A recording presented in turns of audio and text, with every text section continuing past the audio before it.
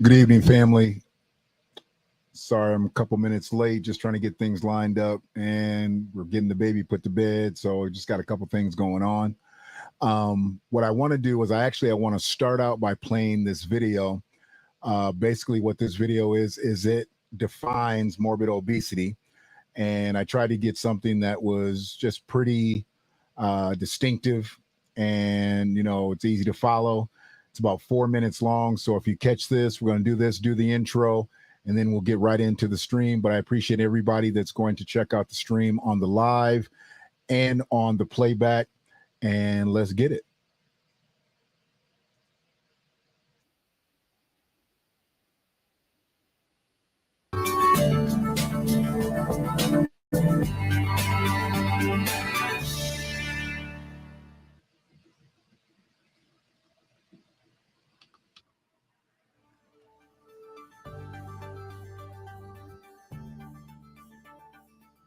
Morbid obesity is when a person has gained enough weight that they're actually causing themselves harm because of the extra weight they're carrying around.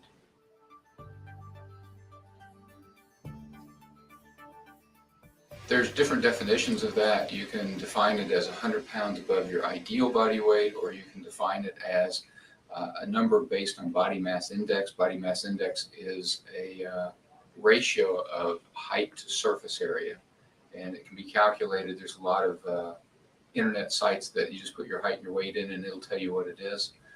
Or you can come here and I'll tell you what it is when you get here.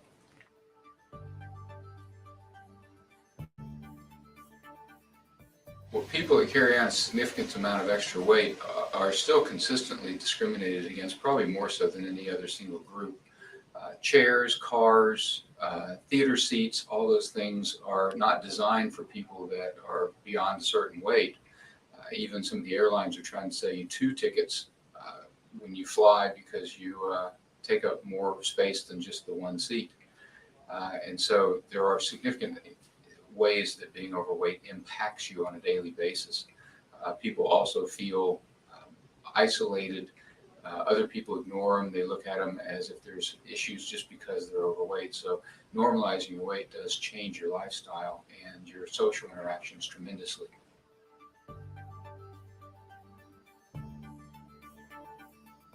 Carrying around all this extra weight is hard on everything. So you can actually name any organ system and I can tell you something bad that happens to you from carrying around 100 pounds or more extra weight above your ideal. The most common things are high blood pressure and diabetes. Diabetes is really a horrible illness. It causes all these issues as far as heart attacks and strokes and clogs up arteries.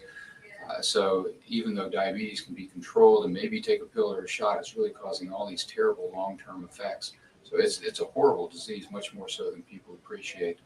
In addition to that, it causes adult onset asthma, wears all your joints out faster than they're designed. So you wind up having to have knee replacements, hip replacements, spinal fusions, goes on and on with all the deals that are related to impact on joints.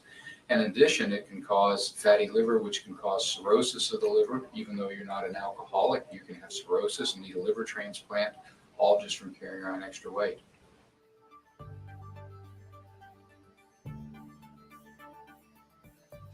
Comorbid conditions are all improved by weight loss surgery. Oftentimes I find the diabetes resolves itself almost as fast as the operation's over. So when you're in the hospital with diabetes, I'll watch your blood sugars after surgery, and quite often I'll send you home with no medications immediately after surgery, just diet controlled and watching your blood sugars. The high blood pressure usually goes away to an equal amount. They both resolve 80% of the time. But blood pressure takes a little bit longer. It's more absolute weight loss. And so usually over about 6 months, the person that gave you the medications and raised the doses each time, or it's usually in charge of lowering the dosage of blood pressure normalizes. About 80% of the people will be off high blood pressure medication about 6 months after the surgery. And about 50% of the people that have sleep apnea will resolve that as well. So you can get rid of your CPAP mask. Everybody's joints feel better, and a lot of people get off all their arthritic medications just because they don't hurt quite so much. Those are the most common categories that see people improve on. Certainly there's other things. There are people that have weight-related adult onset asthma, and a lot of times they're on inhalers and such as that. And those oftentimes go away again as you lose weight over time. A lot of times that will resolve, but I don't have a number.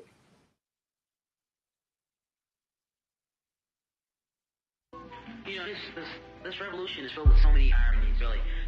First, you tell us that it is manly to keep your word, right? If you are a man, you keep your word. And now all of the black people in this country are demanding, and even the black people in the whole world are demanding, is that you keep your word. You told us we were free. Well, then show us that we're free. You told us that there is justice, equality for all in this country. Well, then stick to your word and let us see the justice and equality for all. Or else admit to us that you're not a man, you're a worm, you're afraid of us, you're afraid to give us equal stand. You're afraid that if you give us equal ground, that we will match you and we will override you.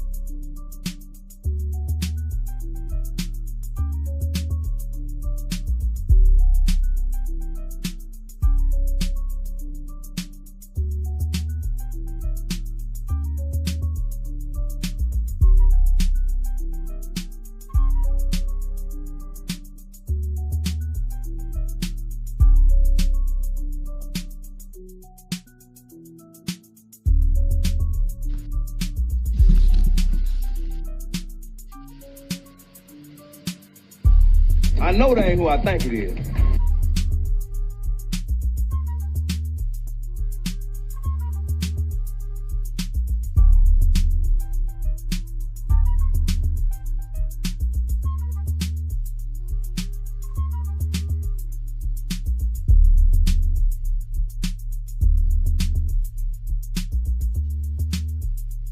Come together right now over me. You can kill all the black folks you want to, baby, but you will not kill the freedom of black folks. It's coming. We're going to get it. We fought every one of your damn lousy wars, baby, and you give us nothing. Now the war is going to be here, but we're going to be free. Now you kill you want to, but we kill too. In my mind.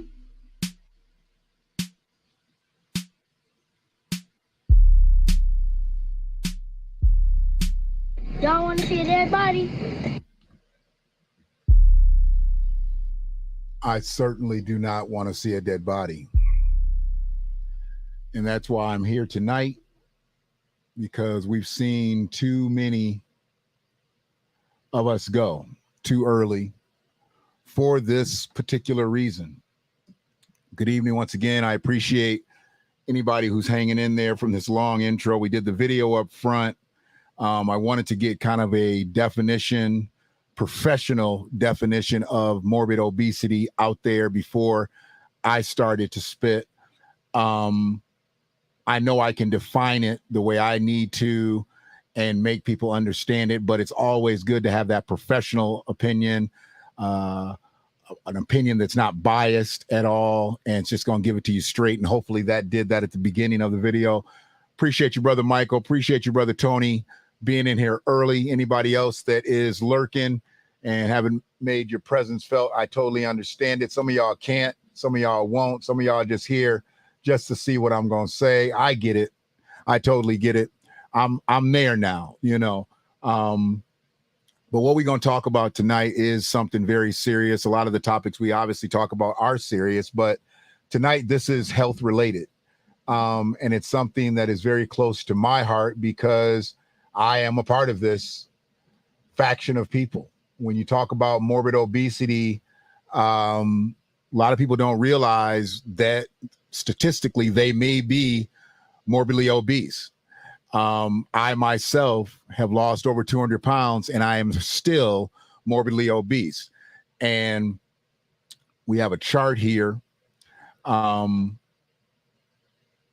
the way they define BMI, body mass index, you know, it goes from 18.5 or less on up. When you have 18.5, you're underweight. 18.5 to 25 is normal. Overweight is 25 to 29.9 or 30, basically.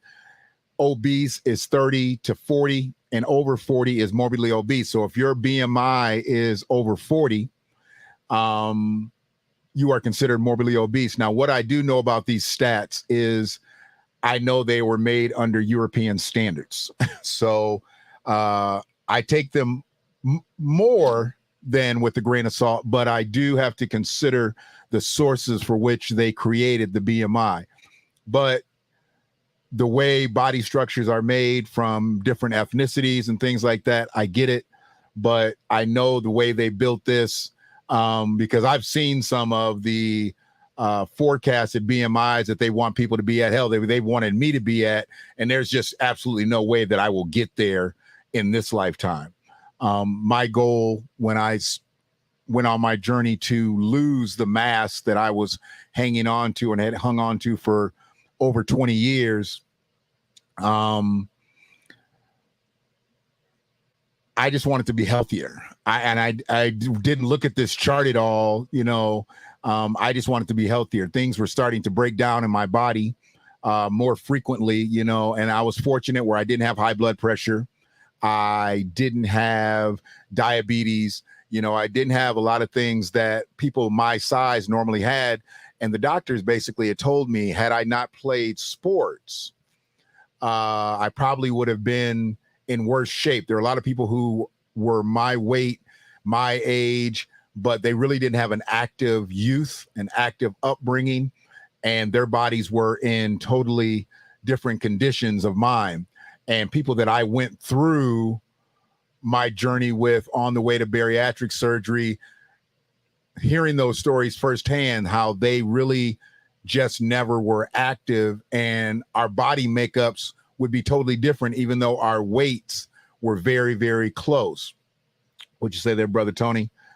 These standards have facts behind them, yet they're killing recruitment and retention in the military. I get it.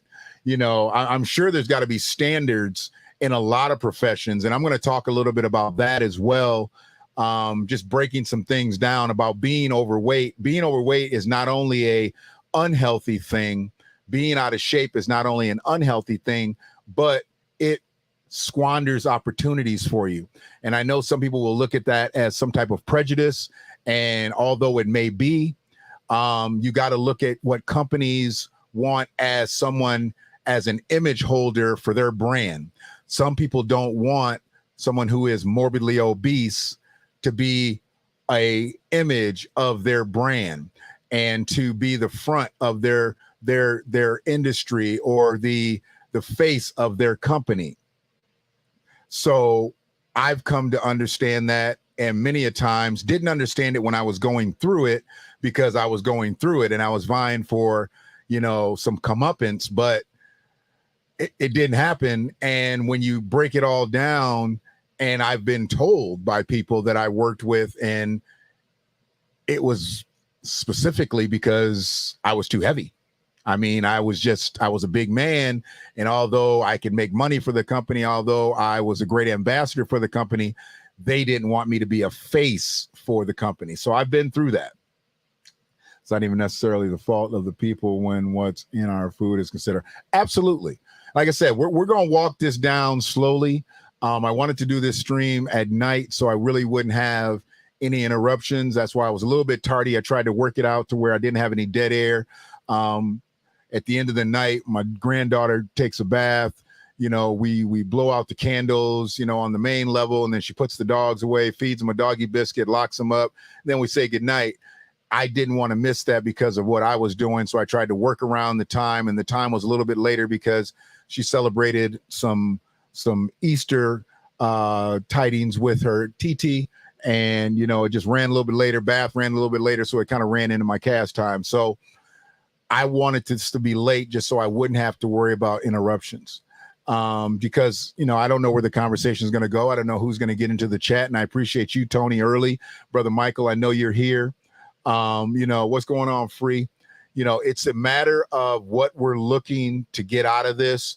Some people I know are going to chime in. Some people I know are going to lay back and see if they can catch some information. And hopefully I can pass something on that will help one or two people out here, because that's always the goal.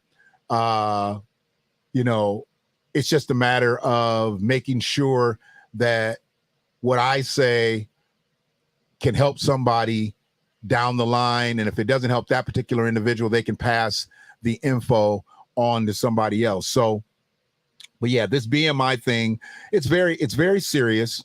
And when you hear doctors talk, they talk a lot of times about your BMI. I know my BMI right now, I believe, is 42.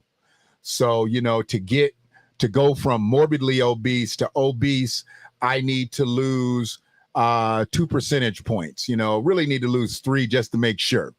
And to lose 3 percentage points for me, it'd be about losing about 28 pounds, 30 pounds, I think, which is doable. Yeah, it's doable. I just got to put my mind to it. You know, I stopped eating meat a year ago, and I know I feel better from there. And I've done minimal exercise. I ain't gonna lie. I've done very minimal exercising. And I think if I do generate more sweat, you know, on a purposeful level, I think I would be able to drop that weight because I eat well enough to where I could burn some of those empty calories that I still do consume. And then maybe some of those foods would actually go away and I would replace them probably more with, I mean, I drink a lot of water, but I would probably have more fluids going in and maybe some other things to where, you know, I call them sit around foods. I eat a lot of sit around foods. I just don't consume nearly as much as I used to, but probably more than I should. And that's why the scale hasn't tipped on me as much as people would think, because I don't eat meat. I still do push stuff through my system, and it's not always the best, but it is what it is. Would you say, Tony, it comes down to how much weight your skeletal structure can handle? I can actually respect where that's coming. Absolutely. Absolutely. So, you know, I'm not here to denounce this BMI scale or say that it's wrong. I just know that when it was created, when the mathematics of it was created, it was pretty much created with one man in mind. A lot of these statistics that we see in American medicine, even though they used us to build the world of medicine here in the United States and abroad even, it was built off of our bloodshed and our bodies, but the statistics have been made to cater to European standards. So people of African descent were really not factored into anything other than people that were put on the slabs and cut open and dealt with as lab rats, so to speak. So we're going to run it down. But, you know, the morbid obesity thing for me, I saw this image, and please understand, I'm going to say with all due respect to anyone, because some of y'all may have these outfits. I'll be honest with you. Some of you may have some of these outfits. And if you do, you do. I'm not speaking about anybody directly. And I want to come up a little bit just real quick.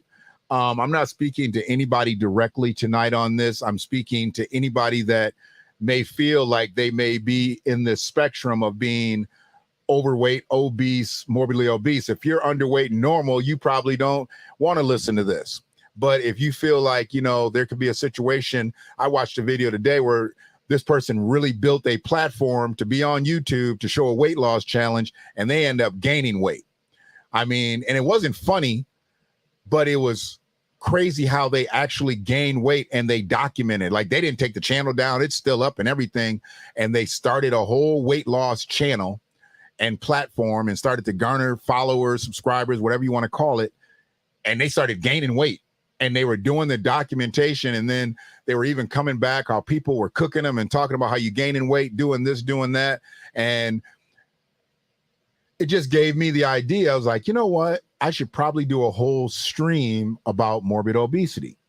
I'm not afraid to talk about what I've gone through, because the ego is gone, and the ego left many years ago. So I'm never going to be ashamed of where I was and where I am. I know I gained weight through the COVID times, but I didn't really call them COVID pounds because I just was lazy. I could have did better. I probably could have worked out. Hell, I moved around more than the average person during those times. So I didn't really have an excuse. For people that had to sit home and didn't move, I get why they gain weight. You know, you burn calories just by moving to and fro. But if you are subjected to stay at home all day and things aren't open, yeah, you're probably going to pack on some pounds unless you've got workout equipment or you've got workout regimens at home. So where I'm at now, I just know I need to move more. Springtime's here. We deal with a 3-year-old on a regular basis. It's going to be real easy for me to probably shed a few this summer. And then I'm going to do it on a more purposeful end and just get out and get to doing walking. And just every time I want to get something going, it just seems like I get a hiccup. But I have no excuse to be moving this year, as grandkids will be out, we'll be playing, the sun will be beaming, and it'll be hot. I'll be sweating, I'll burn calories. So it is good. But I definitely want to say, all due respect to anybody that will maybe see some things that they may have. I'm not trying to cook anybody on outfits that they wear, but I'm using these mannequins because these mannequins that they show in the stores, they just really started doing this whole thing with plus size mannequins, something that I totally disagree with. And I know some people are going to be like, why? And I'm going to tell you why. Plus size mannequins are kind of dangerous because it's making you feel comfortable with being unhealthy. Let me just be upfront. It's making you actually feel comfortable being unhealthy. And you may see something on a mannequin, and if your body structure is somewhat close to what that mannequin is, you may say, oh, that looks good, I'm going to grab that. And there's nothing wrong with that. But if they've made a mannequin to fit your body structure, and your body structure, you know, you are possibly obese or morbidly obese, do you really want that, you know, situation? I mean, if you want to see if that outfit fits you, take it to the fitting room. You know, take that outfit to the fitting room, and that mannequin is shaped perfectly for pretty much anything that they're going to put on it in a certain size frame. You may not have the exact shape of that mannequin, and 9 times out of 10, you're not. 9 times out of 10, you're not going to be shaped like a mannequin, of course. But I saw this image a couple months. I just been holding on to it. And I noticed that, you know, and I believe it's actually Nike apparel, if I'm not mistaken. But I saw this, and then I said, okay, I can see why they're doing what they're doing. I can see why they want to show what they're showing, but I still feel like it's promoting an unhealthy lifestyle. I mean, when you look just to the right of the mannequin, to the left of on the screen, there is what would probably be considered a normal or maybe even underweight. That would be underweight to me. That mannequin that's to the far left looks underweight. Looks like its BMI is 18.5 or less. But by BMI index standards, it would probably be considered normal. That would be considered a normal body type. And in our world, we know that we don't see that many people that look like that far left one. We probably see more people that look like the image that's in the forefront there. So, you know, I looked at it and I was like, okay, I was going to say something about it a couple of times, but then I was like, it started to get more serious. And then so I started to think, I was like, well, maybe I just want to talk about morbid obesity. And when I do, I'll use this as one of the key images. Yeah, free. I mean, it is what it is, you know. I get why they're doing what they're doing. I just feel like they are promoting an unhealthy lifestyle. They're promoting, you know, being big is a good thing. And I'm not saying for people who are big that you going to hell, because, you know, there's a lot of skinny people in hell. But what I do know is this may encourage somebody to work out. But what I've seen more of, and let me just be flat out honest with you, I've seen more of these type people wear these type of clothes as regular outfits versus they going straight to the gym and back home. I'll see people pull up in Fresh Time or Kroger's or Sam's Club or something like this on. And I don't know if they went to the gym or not, but chances are they have. You know, they just wear it because it's comfortable. Leggings now are like, that's the pants of the world. You know, we went from wearing jeans, well, women went from wearing jeans to wearing leggings. Hell, they even got pants that look like leggings to me for men. I've seen people in them, you know, and I'm like, that dude got leggings on, or it's some sweats, but they look like leggings to me. Anyways, so I just see what I see. But I'll just be damn. It is what it is. It is what it is. Yeah, there's some dudes out here wearing leggings with Crocs, and you know, I mean, I'm gonna let them deal with God on that, because you ain't gonna see me in no leggings, and you probably ain't gonna see me in no Crocs. I know everybody's trying to get me to get some Crocs, but you probably ain't gonna see me in no Crocs. This layout looks clean. Appreciate you, bro. Appreciate you. So I look at this situation as influential, but it could be influential in the wrong ways. And when I think about it, because I'm going to speak things from a man's perspective, so I'm not going to stay right on the women. But when I looked at this, I also looked at workout wear, because that's workout wear for a woman, right?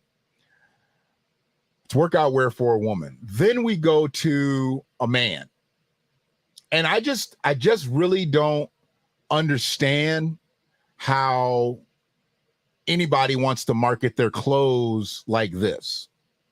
I mean, that's not an appealing look for me. If I'm going to walk up to that outfit and say, that would possibly look good on me, I'm not seeing it. But somebody thought that was a good idea to make a mannequin with a keg-like stomach and, you know, a pear-shaped body. I mean, this is the quintessential overweight person that they're seeing that they can market clothes to. And I don't believe this is actually in a big and tall store, because I go to big and tall stores. I think this is just in a regular type department store. True. This is that bullshit that they promote. I get it. But that's why we're doing this, because they are indeed promoting you possibly could look good in these clothes. But in reality, think about the way this outfit looks. This outfit is actually exposing the belly of an individual. It's a fake person. So that's why it's going to work well for me tonight. It's a fake individual. It's a mannequin. But you can just imagine what a human is going to look like. That mannequin's not moving, and the shirt and the pants can't come together in the front. Just imagine when you get a human that's wearing that same type of outfit with that same body structure, and they can't keep that shirt and pants intact. I mean, I'm not really understanding how this could be looked at as a positive thing for someone's brand. The shirt does look very, very snug. The pants look snug, and when they factor these things in, you got to understand, mannequins are not anatomically correct. Okay. A female mannequin may be closer to being anatomically correct, but a male mannequin is not anatomically correct. So when you think about a male mannequin and they just pull some trousers up on a male mannequin, they're not making any way for the junk. I mean, they're just not. McDonald's won the war. All right, I'm gonna need y'all to stop joking because I'm trying to stay serious here. But yeah. So I mean, that's the whole thing. It's gonna be like a Venetian blind. I mean, I've been there. I've been the size to where I've had clothes that were just a tad bit too small. And with them being a tad bit too small,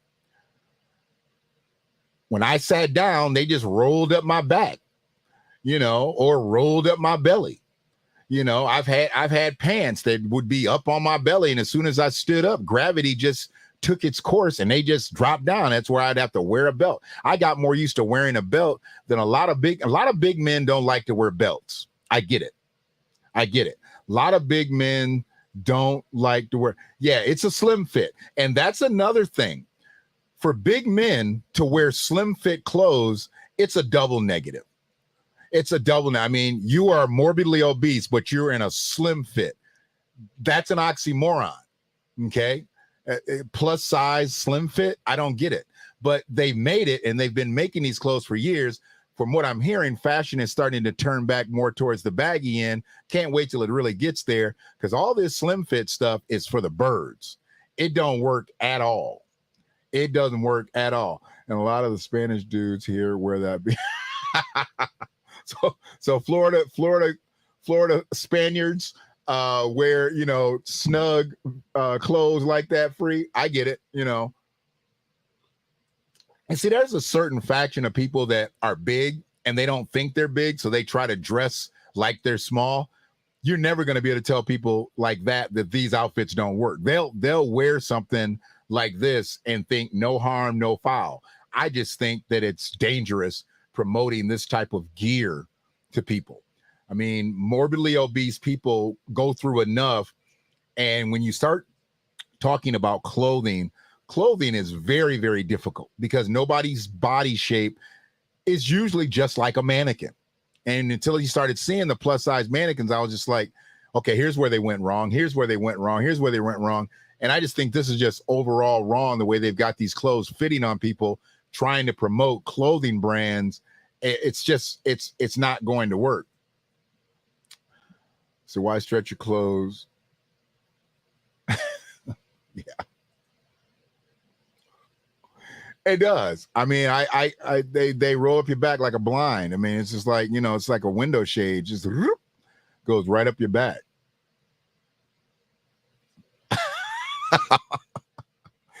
I mean, stuff like this to me, when I see it, I can totally empathize. There are people who have never been my size. I mean, most humans have never gotten to the size where I was. I was over 500 pounds.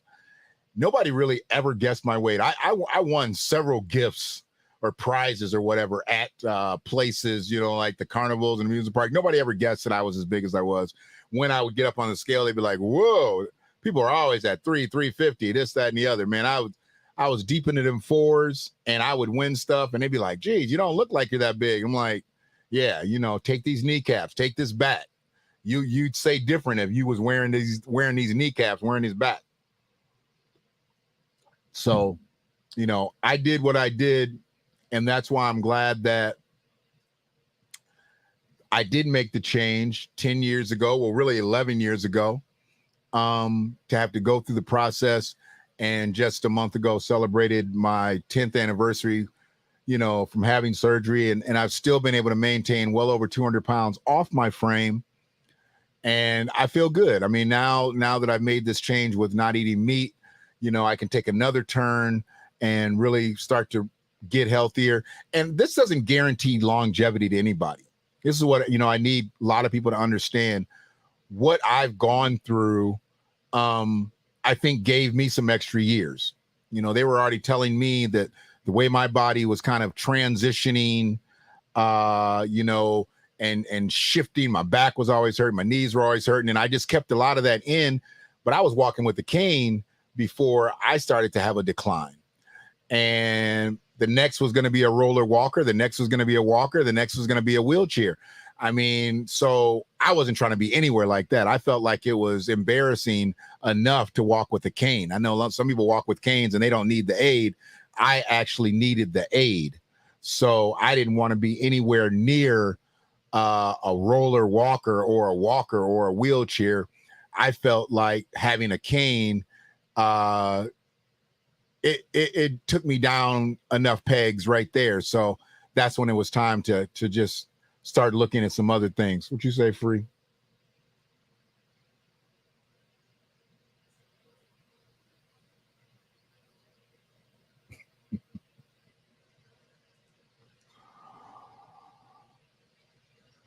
Oh, absolutely. You know, and crazy thing was my heart is as strong as possible. And my mother passed away of a heart attack. My father actually passed away of a heart attack, but he had heart problems. My mother had a heart murmur, so she took medication for it.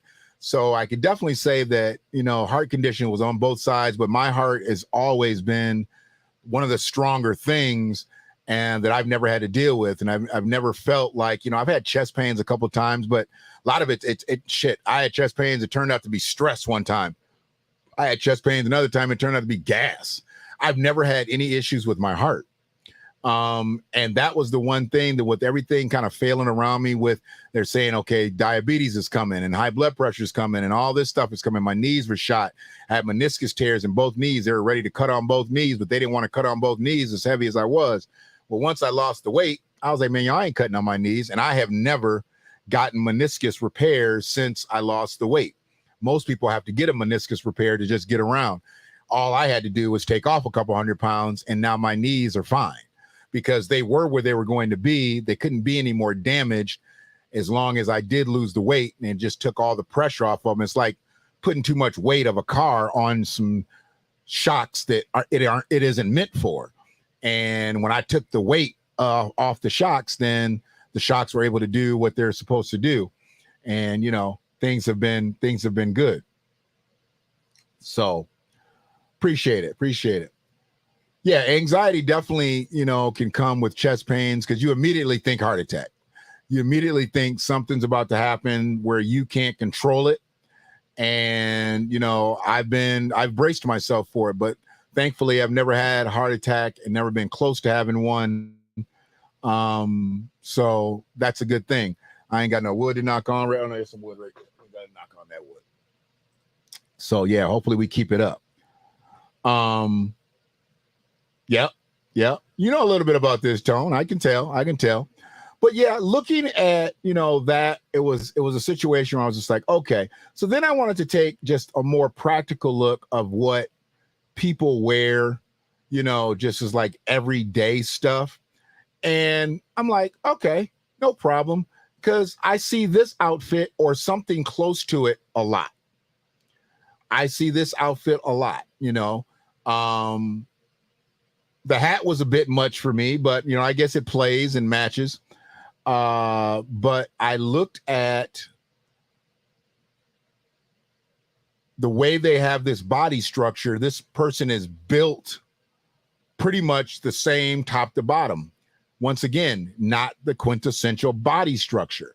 You know, they're talking about individualized body structures. I mean, if they wanted to take a full spectrum, people are not generally built the way this mannequin is built. They just did it and they put a larger size shirt over it to make it show, oh, it can work for this. And I believe those pants are more or less like cargo type pants. I forgot what the actual picture was when it was cropped out. But, you know, it's just a larger brand shirt. The one thing that I always noticed about shirts, the bigger you get, the worse off the collars are. Like when you start getting into that 4 or 5X range, they start making the collars as if the collar's got to be wide as all outside because you're big. And generally you see a lot of big people and they have smaller necks, basically because they're not meant to be that big and your neck is only going to be so big. Then you have people who have those type of necks to where their jowls kind of blend right into their neck. So they need a wider shirt. But for the most part, most people's necks are going to stay a certain size and get a tad bit bigger.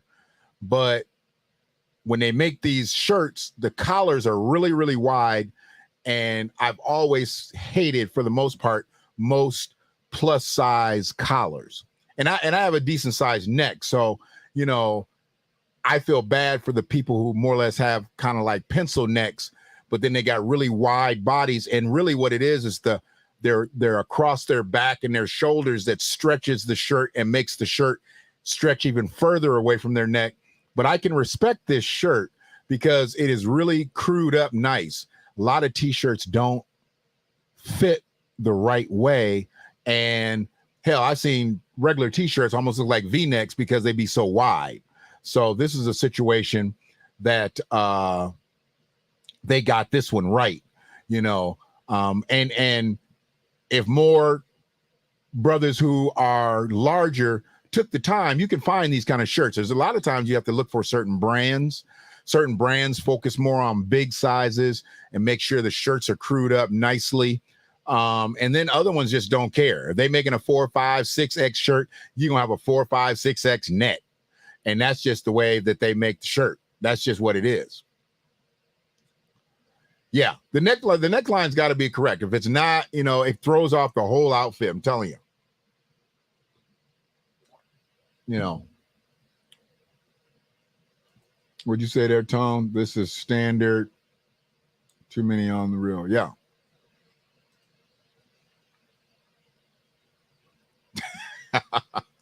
Hey, man, and sometimes you just got to pull what you got. I got a couple shirts that I really like the way they looked. And then when I got them, because it was the same size, I had got 2 or 3 other shirts. And I just say, I'll take this, you know, and get the shirt. And I get it home and like, I'm going to try this on. Probably have never worn it outside. I've got a couple shirts that I literally have never worn outside because the necks ain't right.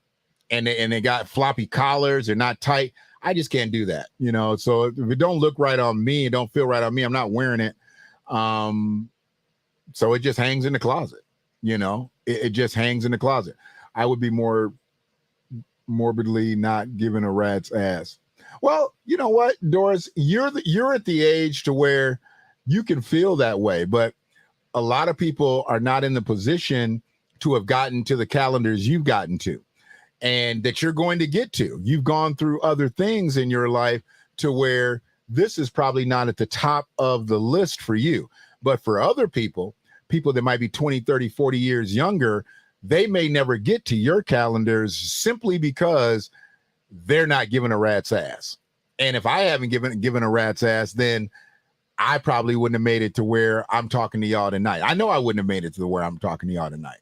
So I get what you're saying. And as unapologetically as you speak, I understand it. But this is for someone who is at that point, at that fork in the road. And like I said, when you see people build platforms to do weight loss challenges and journeys and they gain weight, that's got to be some of the most demoralizing stuff ever.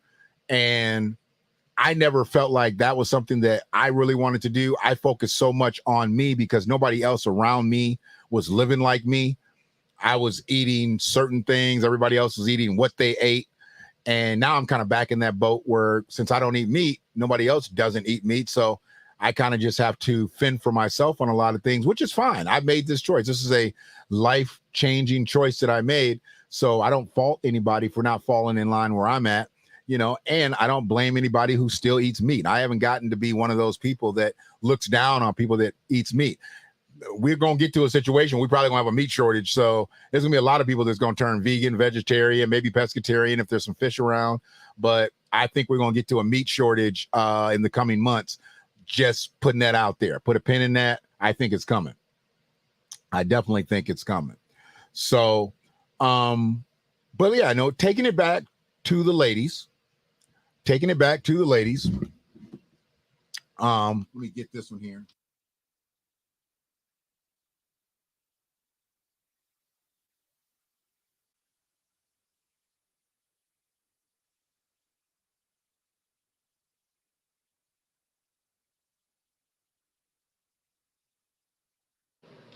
there is this one. Sorry. Like this outfit here. This outfit here to me was confusing. And I think this is where a lot of ladies, you know, they pick clothes that they're comfortable in, which is totally fine. Some people would find this 100% acceptable and appealing. Other people would find this as something that a person with this type of shape shouldn't wear. To me, if it's comfortable for you, do you, boo. Do you. If it's comfortable for you, do you. I have no problem with someone doing what they're going to do.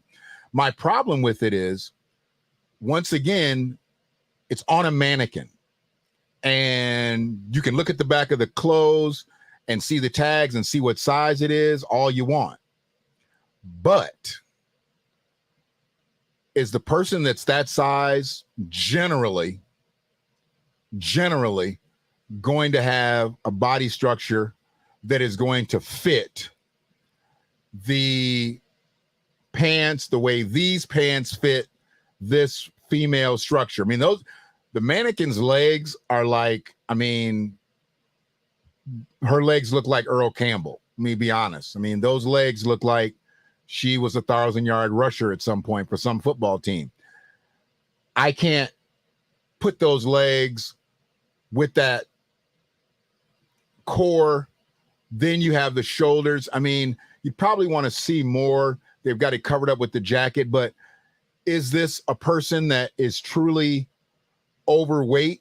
Did they screw the wrong legs? Because legs like that generally aren't on the rest of that structure. They just aren't.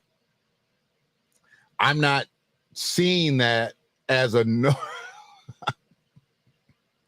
So you get into situations like this where I've known several women that were not what I would have considered overweight, but they had bellies. And because they did drank a lot of beer. And as much as men get talked about for having beer guts, women have beer guts too. And they have wine bellies. You know, I mean, liquor itself has a lot of sugar in it. People don't really respect the sugar content in hard liquor. And, you know, you might be able to maintain a certain body structure otherwise, but your gut is going to come out. That core is going to expand generally if you are a hard drinker. Now, if you just got one of those ridiculous metabolisms where you never gain weight, you can drink like a fish, I get it. But a lot of people, if they're going to gain weight from drinking, it's going to be in their gut. It's going to be totally in their gut. But looking at outfits like this, you know, and I get, you know, bombed a couple times here and there when I say things about Lizzo. And I don't speak about Lizzo because she's heavy. I speak about Lizzo in the inappropriate clothes that she wears. Because Lizzo, most recently, she's had some things on that I thought was very acceptable and very appealing for a lady her size. I've also attributed to her having a new man. You know, Lizzo, once she linked up with this guy, she seemed like she was starting to dress more acceptable and leaving more of the risque stuff to her stage performances. But her clothes that she was wearing off stage seemed like they were just way more acceptable. Yeah, it doesn't. It doesn't. I mean, if you're drinking, you can definitely count on gaining a little bit, you know, and getting that kangaroo pouch going at some point. So, but looking at outfits like this will be something like I said, Lizzo would probably wear. She probably wouldn't even wear the jacket. Lizzo likes to generally let it all hang out, so to speak. But she wears things that are inappropriate to me just for public consumption, not so much because she's overweight. You can wear what you want to wear. And if it's acceptable, you know, that's one thing. I don't really like her when she wears her thong out in public. Lizzo has a lot of young fans. She has a lot of young women, a lot of young girls that look up to her. And just having her ass out in a thong is not the best thing for the image of young girls to be able to see, because they can't do that. So why do you want young kids seeing that? That should be left to her adult audience, and for the people who it would be appropriate to see, who could take that. But for some reason, her people tend to just let her do her thing. And I think that that's how she's getting her bag. So I don't think we're going to slow that up anytime soon. Absolutely. I came to understand that, you know, because she was around, well, you know, a couple years, few years, probably before I even knew who she was. And I learned that the more risque, the better. The more outrageous, the better. That's really what Lizzo wants. She wants people to say, look at that. Can you believe she's wearing that? That's who she is. That's who Lizzo is. Lizzo is a provocateur. And she wants people to be in that zone. And like I said, if that's what you're doing, that's what you're doing. You know, the way I see things and the way another person is going to see things are totally different. If I see this as unacceptable, it's not because I feel like a person that specific size shouldn't be wearing it, but I just feel like it's advertising unhealthiness. It's advertising unhealthy behavior, you know, and I don't go too deep into these things because it starts to get personal for people. But if I'm going to be on a personal end, I think they started making a lot of oversized mannequins because they don't like oversized people fitting clothes. Let me be upfront with you. I don't think that they want oversized people trying on clothes. They'd rather you see this on a mannequin and think it's acceptable and think that it's the right size and have you take it and, you know, bag it and tag it. That's what they would rather have you do. They don't really want you trying on clothes and sending them back up, you know, into the shelves. You know, I think, I mean, it's a total falsehood, you know, especially on a total level. Individuals, I can't speak on certain individuals because I know certain individuals do smell. But, you know, some people think just because you big, you stink, you know, and I'm here to tell you, just because you big, you ain't funky. You big and you stink. It's just because you don't bathe. You don't wash up. You don't wash up under your arms. You don't wash under your genitalia and the crack of your ass. That's why you stink. And yeah, you should definitely not be able to try on no clothes if you are malodorous. But just because you big doesn't mean you should not be able to try clothes on. But I truly believe that that's why they do a lot of this stuff. They try to keep you from trying on them clothes. It's not so much of you seeing that a big image can wear it. I don't think they really want people trying on the clothes. You know, I'm just that critical with situation like that. That's just me. And there was something else that I saw. I just didn't see, you know, was this the one? Yeah. I just don't get this. You know, once again, slim fit. You know, come on, dude. You know, I mean, if that's the body shape of a man, how can that outfit really work? I mean, we're dealing with two lines of physics. We're dealing with two lines of physics here. You know, your gut is not going to allow those pants to stay up over your belly, and your gut is not going to allow that shirt to stay down over your belly.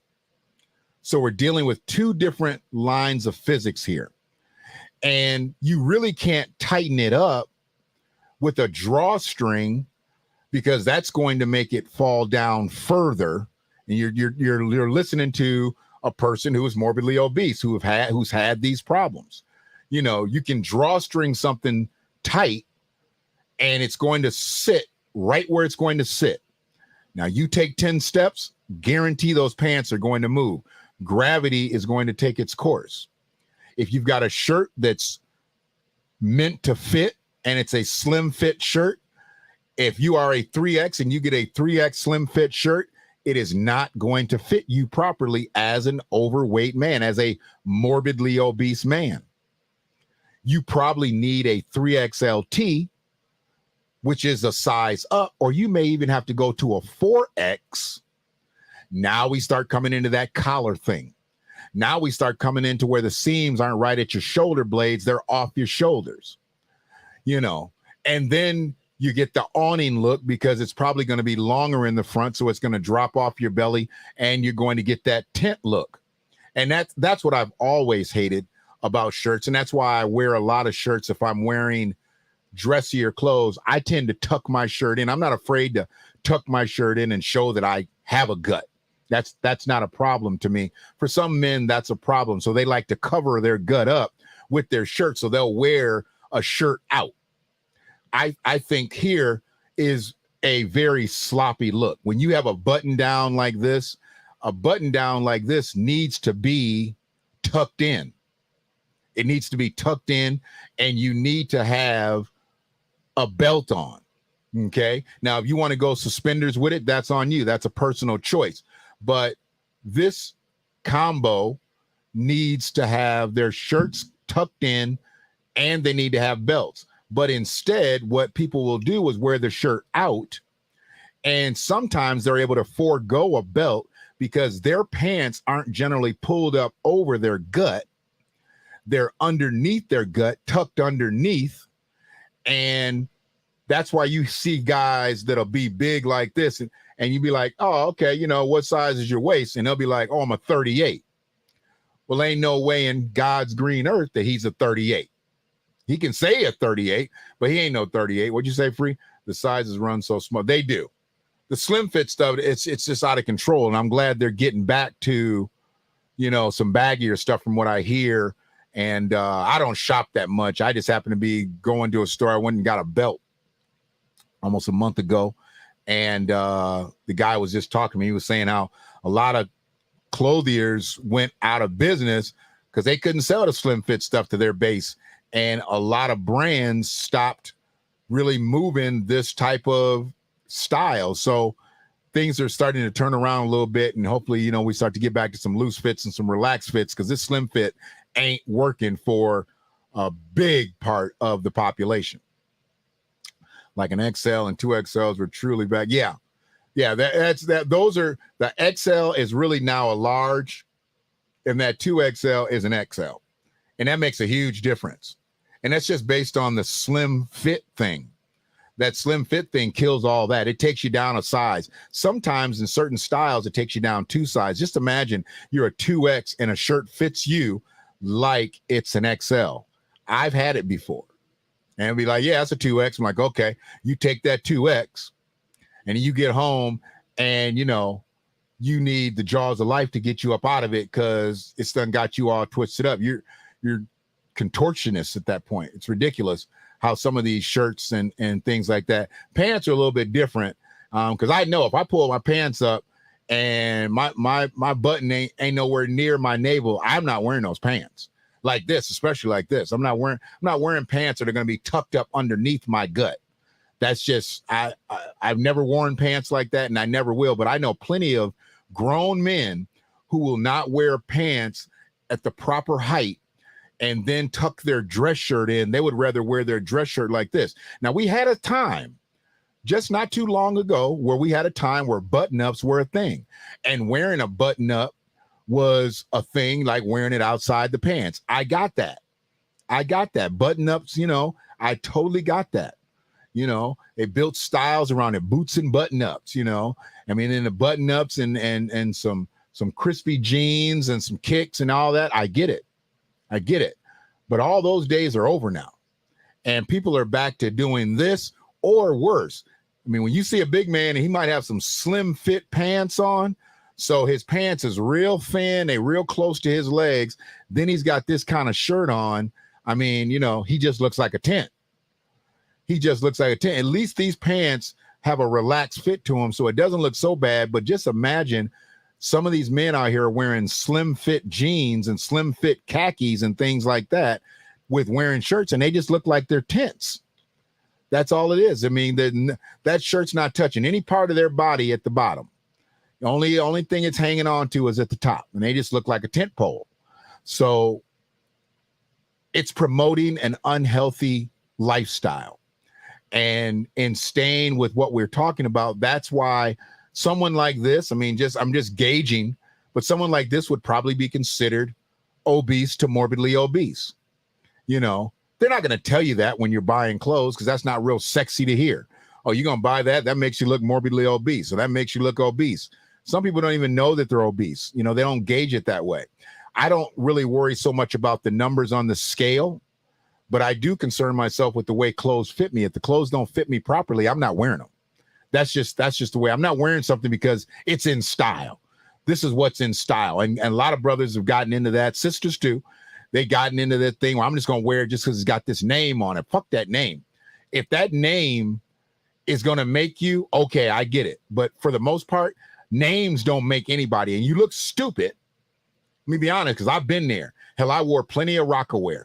I wore plenty of Sean John. I wore plenty of Ralph Lauren, Polo, all that stuff at 4 or 5 and 6X clips.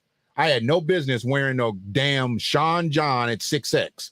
Rocawear at 5X, anywhere near that stuff. Those things are not made for people that are that big. And when they make those clothes that big, generally, I can tell you though, Rocawear got it right with the t-shirts. When I told you about the t-shirt thing, Rocawear's t-shirts were always on point.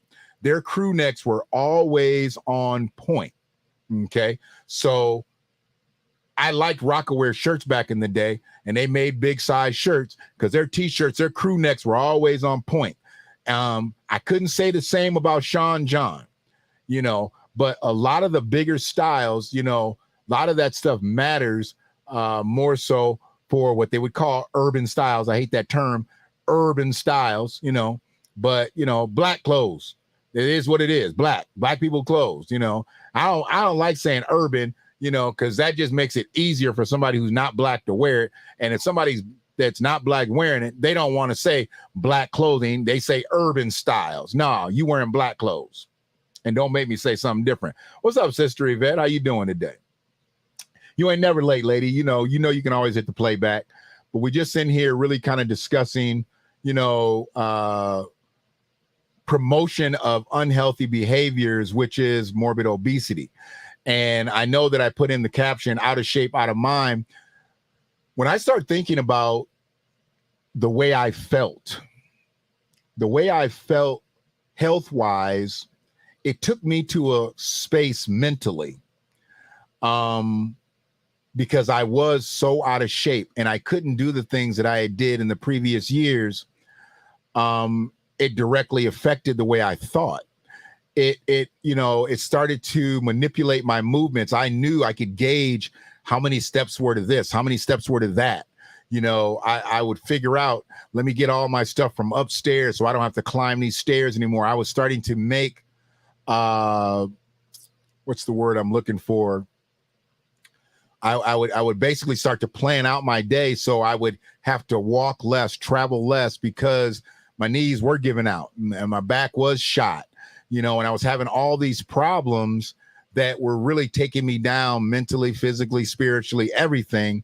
And then really not having support because everybody was eating around me. And I don't blame anybody for not saying, Shannon, don't eat that 6 slice of pizza. I don't blame anybody because that was me. That was me that ate the 6 slices of pizza. I get it. Just like I don't look for anybody to help me anymore with my journey of not eating meat. I made this choice, so I've got to make it right for me. And, you know, it's all in my mind. In my mind. I just had to throw that in there because I ain't made a drop. I ain't put a drop in there, you know, because all my drops are, they tend to be more on the satirical end, and I didn't want to really play a lot of satire tonight, but, you know, I can play this one. This is the one I really like that I told you I was going to drop down. Come together right now over me. That particular hook is a memory of mine that, you know, when I was growing up, but like I said, I don't play a lot of the Beatles music because it reminds me of people that I'm not really associated anymore. Unfortunately, it's part of my bloodline, but it is what it is. But yeah, promotion of unhealthiness, I did it myself. You know, I've never tried to utilize my size to my advantage other than like when I played sports. I never tried to intimidate people with me being as large as I once was to even now. I don't do that. You know, I think that's Trump behavior anyway. You know, you try to use how big you are against somebody who's not as big. Because if that person knows what I know about being big, you know, if somebody is trying to attack you and they're bigger, all you got to do is make them move for a couple minutes. That's all you really got to do. You just got to bob and weave for a couple minutes. They going to be tired. They going to get to breathing heavy. And before long, you know, unless you got a person that's actually in some decent shape, halfway decent shape, can run up and down a flight of steps a couple times, most times you last probably 60, 75 seconds with somebody out there in the street. They're going to be out of breath, and you pretty much probably be able to take care of business under 3 minutes. That's just me telling you, you know, don't let nobody bully you that's bigger than you, because truthfully, you just got to run for a quick minute, you know, and make them chase you. And once they get out of breath, they done. So it is what it is. Because once they got to catch their breath, and once they catch their breath, now they got to recover. And, you know, between that time, you should be able to beep, beep, beep, beep. I mean, I'm not inciting violence on nobody, but don't let nobody big press you into a corner, because that's about the only way they're going to get you, is they get you into a corner and, you know, get you on that gross burger type thing. So it is what it is. But we were here and we were talking about, you know, the fact that this is promotion of an unhealthy behavior. You know, how many times people have talked to me about, you know, having man breast or stuff like that. How do you advertise that to a man? I mean, this mannequin looks like he needs, you know, a bra, you know, and if it's a man and he's wearing a beater or just a tight fitting t-shirt, depending on how he wants it to look with the collar of his shirt, you can probably press those down a little bit. But other than that, you know, I mean, he's sports bra ready. And the way it's fitting around his gut, like I said, they can make that look like that. And it's not covering both areas in the middle from the pants up to the shirt down. So what happens when that mannequin decides that he just wants to walk around that store? Those pants are coming down and that shirt is going up. And now he's got his midriff showing. Why do you need that? You caught that, huh? You caught that, Apollo. All right. I really wanted to be a part of this conversation, being someone who is severely overwhelmed, frustrated, and obese. I'm seeing an orthopedic doctor because of the damage I did to my knees. And I talked about that earlier because the structure, and Tone mentioned the skeletal structure. Our skeletal structures tell us everything about us.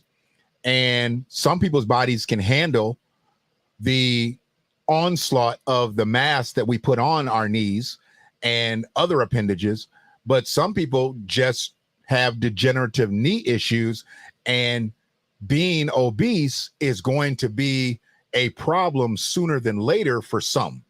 So for me, it took years for my knees to really give out. And it was really because of the weight. The weight was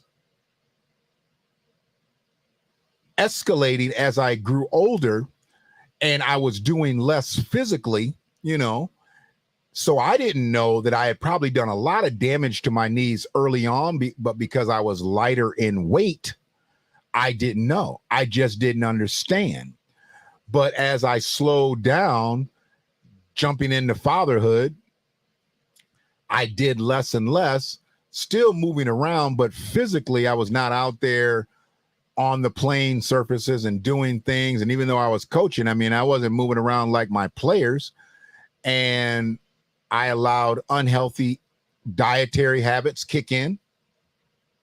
That's easier said than done when you're dealing with kids, because if your kids eat like kids eat, you're tend to going to eat bad unless you're just a total health nut and you got them on a plane. And I never forced my kids to eat healthy or healthier, but they didn't eat as bad as I did. And they didn't eat the portions that I did. My biggest thing was portions. And I had horrible portion control, and nobody was really standing around saying, damn, why don't you ease up on that? You know, it's your fourths. Or nobody would say anything when I was finishing off a pie and looking at the other pie. You know, back in the day, remember Hungry Howie's would have the family pizza, and then it would have like, you know, basically like the kids pizza, like the 2-item boy, and then you could get up to 10 items. I would kill that 10-item pizza in a night span, and I'd be looking towards that kids pizza the next day, you know, and sometimes you can kind of curb that by getting some wings, and, you know, they'd have the little special where you'd have the pizza, the wings, and a salad. The salad was definitely the last thing that got ate, but, you know, I made sure I ate all the meat off the salad. You know, I just didn't eat a lot of the vegetables. I'd eat the meat and the croutons, and I was pretty much done. But my knees got shot probably earlier than I had it diagnosed, just because of the activity that I had been through and the lack of care that I had shown my body by letting the weight just pile on over the years and over the decades. And once I got up over 500 pounds and it was time to start declining, I already knew my meniscus, you know, needed to be repaired. And as I stated earlier, I wouldn't let nobody cut on me after I went through bariatrics, because once I felt like my knees didn't need it and I stopped having the meniscus issues, every now and then I get a snap, you know. And if anybody knows anything about meniscus, with that cartilage that's in between the knees, sometimes I can get folded over and it can get pushed between your knees when you bend. And I've damn near learned how to get it unstuck, you know, but hell, I had to go to the hospital a couple of times because I didn't know what had happened. I thought I had broke something, and really all it was just that flap of cartilage had moved its way the wrong way in between the bone. And they said eventually I would be bone on bone, but if I took some of the weight off, it would make it much easier to function. And I'm fine now. You know, I don't see, unless I have some ridiculous accident out here messing with my grandkids, I don't see me going under the knife to get my meniscus repaired. You know, I don't want the downtime that it takes for them to repair it. Appreciate you, sis. So, other people who have back problems, you know, there's no way of getting around it. Because here's the thing, you can start dieting, but who can work out with back issues? I mean, that's your central nervous system. I mean, if you don't have a back, you have nothing. You need your back for everything. I mean, you need your back, you need your front. People don't realize how much your core and how much your back do for you. People think their arms and their legs do everything for you. No, if your core is jacked up or your back is jacked up, you're nowhere. You're absolutely nowhere out here, and you're not moving around. You're not able to build up the sweat to burn calories. So you've got to get the issues of getting the mass off your body first and foremost before you can really get in any type of real workout regimen. That's what I went through with dieting. And I've been on every kind of diet out there. And the last major diets that I was on were like Atkins programs. I was on the Atkins programs. And I love the Atkins program because I could eat all the bacon and the sausage and the eggs and cheese. I could eat all that stuff that I wanted. And you just couldn't eat any bread. And then you could build up and eat a little bit of starch here and there, but it wasn't nearly the intake that I had taken in years. And that was difficult at first because I'm a bread person. I like my breads. I like my starches, period. But when we went high protein, I actually started doing high protein diets when I was in the car business. And what worked for us back then was we were a team and everybody wasn't on the same weight structure. I was actually the heaviest. And then there was somebody who was probably 70, 80 pounds lighter than me. And from there, other people were really just trying to get rid of 20 pounds, 30 pounds, something that they could do just by switching it up. We even had a person who wasn't even, they definitely were 18.5, around there, thin as all could be. But crazy thing was, she had a gut. And what I know now, when you look at BMI, I mean, very tiny. I'm talking rail thin, but she had a gut. And why did she have a gut? Because she drank. she drank like a fish. And she was gay, and her and her girlfriend, that was their pastime. They drank. They drank and they drank and they drank. And her girlfriend was a former dancer, and she had implants. This is back in the early 2000s, so she had boobs, right? And she had a gut, but she was thin, totally thin. She looked like she was about 4 months pregnant,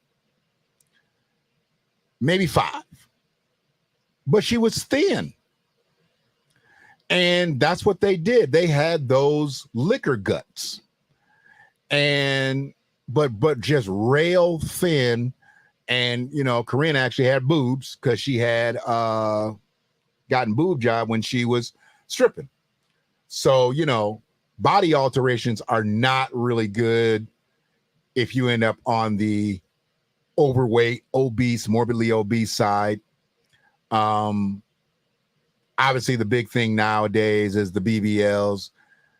All these women out here looking for booties that God didn't give them. You know, God gave them a uniform to play with, and for some reason they want to play with another uniform. I can't say I get it because I don't. Maybe because I'm not a woman. Maybe because I never desired to have, you know, a Brazilian butt lift. I don't know. Because I guess there's some men out here doing it too. There's been some rumors that I guess some men out here are getting Brazilian butt lifts. I would hate to see a man get a Brazilian butt lift. And I don't know if I guess maybe they might have been talking. They could have been talking about a homosexual man. Could have been talking about a man who's, you know, who appropriates feminine culture. I don't know, but I'm hearing about grown men getting BBLs. Hopefully not. You know, hopefully not. I've heard women tell men, "Oh, you got a nice butt." And then I've heard women, you know, talk about men say he's got a flat butt. So hopefully guys that have flat butts don't get to the point where they get in their feelings and they want to go have a nice butt and they end up getting a BBL. I would hate to see a man get a BBL. I think that would be an extreme part of vanity that, you know, is dangerous. And it's just as dangerous as marketing clothes that, you know, just are not appealing, but they are promoting unhealthy behaviors, out of shapes, out of mind. You say you lost the butt with weight loss? Yeah, that happens a lot. You know, that happens a lot. You know, sometimes ladies have that gadunk, and when they lose weight, you know, the gadunk goes bye-bye. You know, just like they say when you lose weight, you know, your boobs go, you know, because your boobs are fat material. As a man, I know that when I lost a drastic amount of weight, when I was on my decline, I definitely saw like my chest go down. I'm like, whoa, you know, it was a big difference than it had been from the time when I was at 500 pounds. And when I flipped it, I went from 503 and I got down to 305. I got into the twos, like straight out of weight loss, but that was just, I felt very unhealthy. My face was very sunken in, and I don't think I ate myself back to near 300. I think it just life happened, but I didn't want people saying I was on that shit because I was looking like that. I felt like I had this big, huge head. I felt like my neck was like a pencil neck, and I wasn't real healthy with it because I had just dropped so much weight. You know, you're going to drop that water weight, then you're going to start to drop, you know, fat. But then you start to lose muscle mass. And when you start to do that, that's when you start to get that sunken in feeling. And I felt like I had some pictures that I was just like, oh man, if I didn't know you, you know, I think he's on that shit. So that's just kind of where I was. But yeah, the promotion of morbid obesity, I feel like it's gotten out of hand. I'm not into fat shaming. You know, I've been questioned about that. And I'm like, I wonder when people look at me and I'm like, how can I shame someone for being fat when I'm fat? You know, I mean, I don't get that type of logic. How can I shame someone for being something that I am?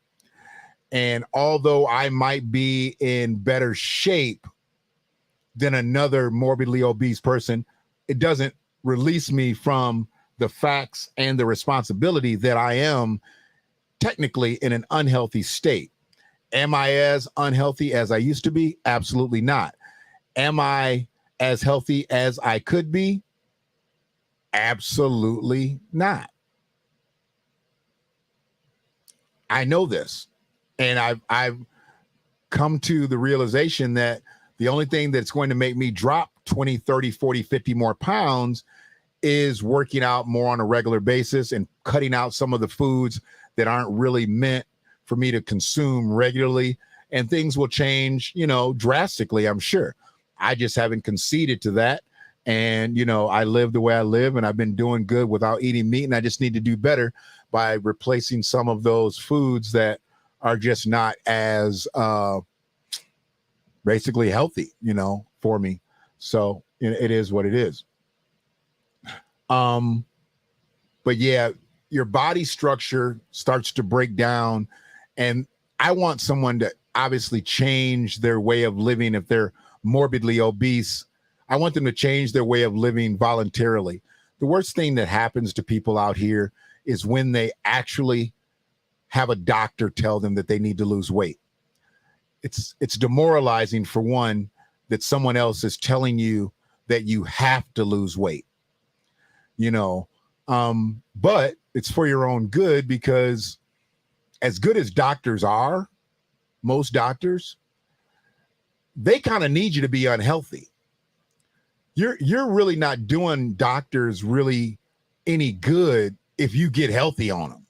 So they kind of need you unhealthy, so you keep coming back to your doctor's visits. But when you get a real one who promotes healthy behavior, then they tell you, you need to stop eating this, or you need to stop eating that. You need to cut back on this. You need to cut back on that. It's kind of a demoralizing thing. And then you have to internalize it and say, what's more important? These 3 pork chops that I'm about to eat, or do I want to live a little bit longer so I can be around here for my kids and my grandkids and whatnot? What you say there, sis? Just say, we have to say the little kids, there's a difference being chubby and flat over. Absolutely. And kids aren't moving around. I'll put that back up there. Kids aren't moving around the way they used to, sis. They're not moving around the way we did, the way our parents did. And that's smart technology, which I consider to be dumb technology.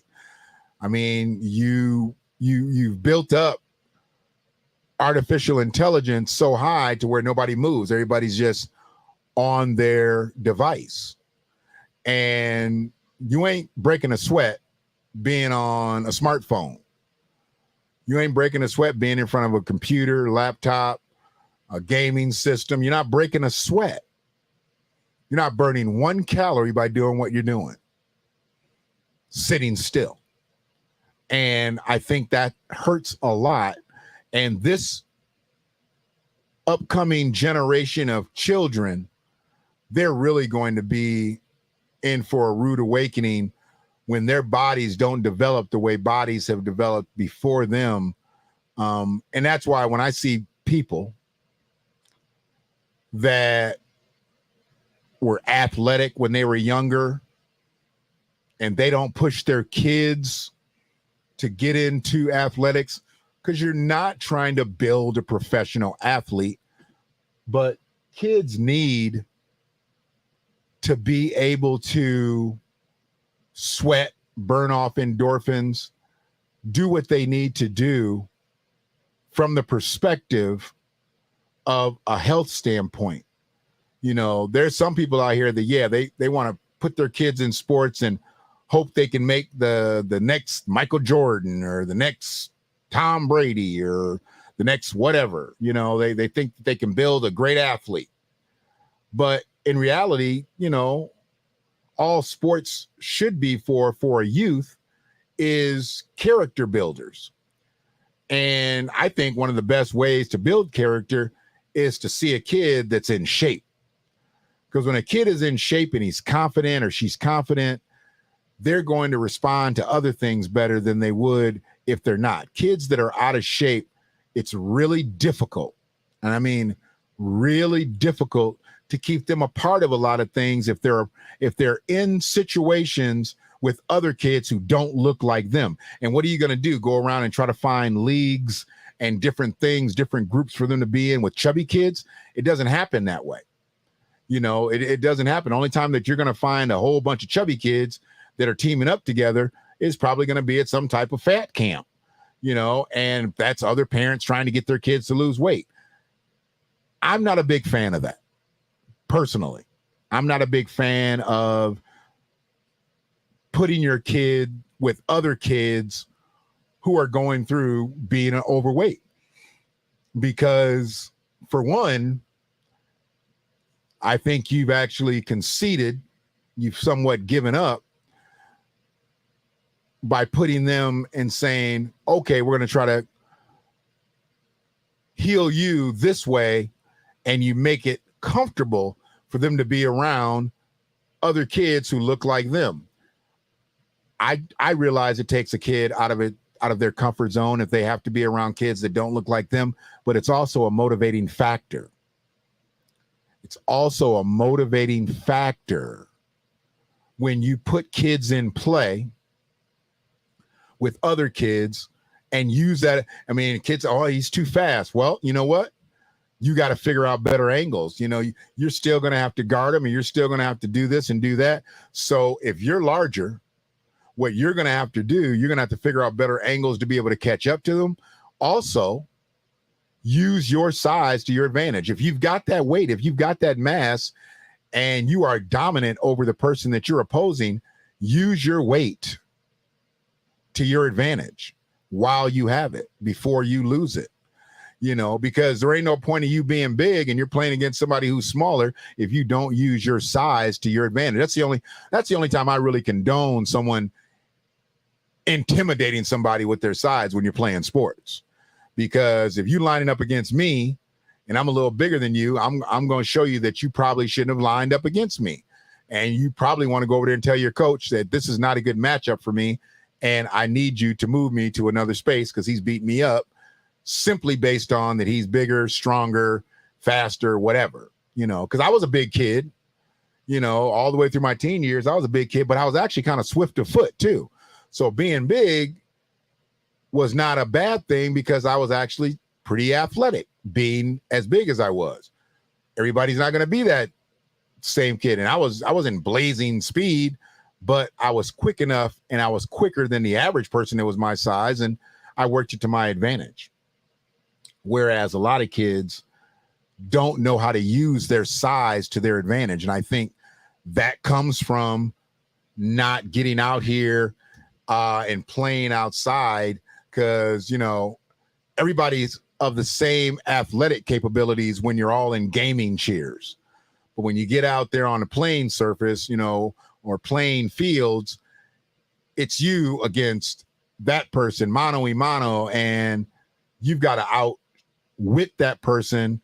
Maybe you outshape that person, you know, but if you are not competitive simply based on your body mass, that's where it's time to let it go. And I mean, let it all the way go. I don't like seeing people make adjustments just because they're big, because I did it. I remember driving around parking lots, waiting for parking spaces to open up because I just needed to park closer.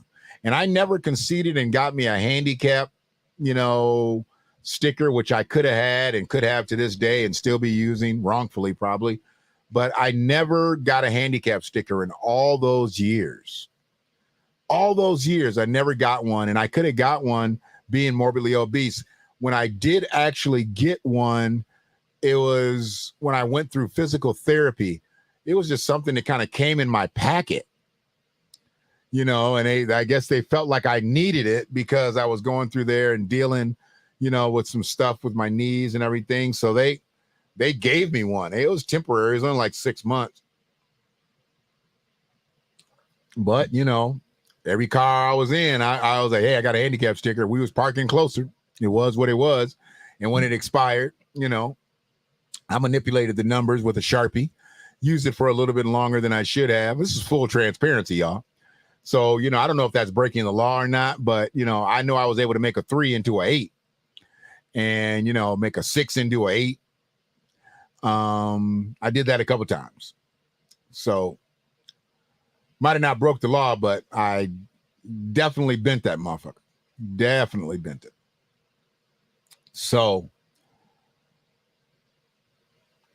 getting healthy, I think, should always be somebody's first and foremost thing.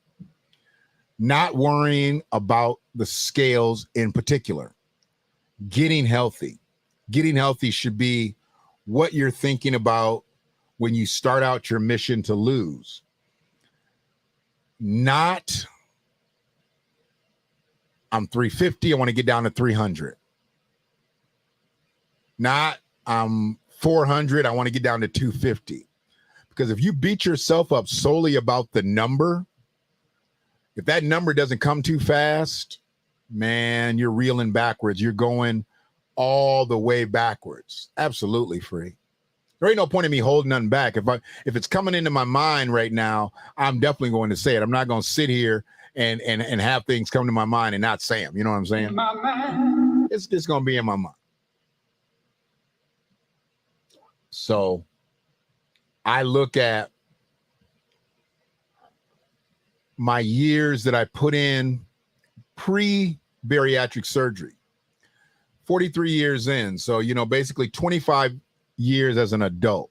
That was pretty good shape at 18.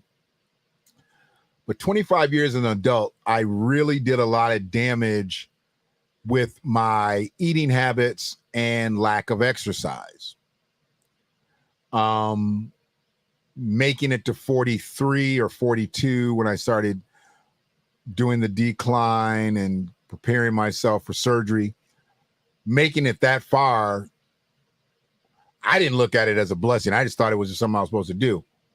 But I made it. And when I had learned about my potential expiration dates, it made me move faster. I had been told, yeah, you're not going to be around, because they take all your information down. They know when your kids get out of school, how old your kids are, or if you're married or you got a spouse. And when I started hearing things like, you're not going to make it to your kids graduate from college. Well, my kids graduated from high school at 14. So they were telling me I wasn't going to be around here by 18. What? Then it got to the point where they started telling me I wasn't going to be around here for my kids to graduate from high school, just because my body had started to decline.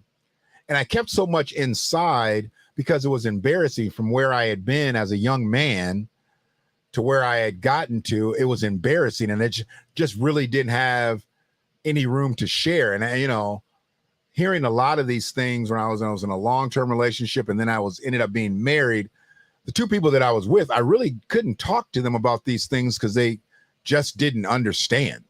And hell, the person I ended up marrying, she was a bariatric patient, and she's one of the worst bariatric patients in captivity, if not the worst. If not the worst.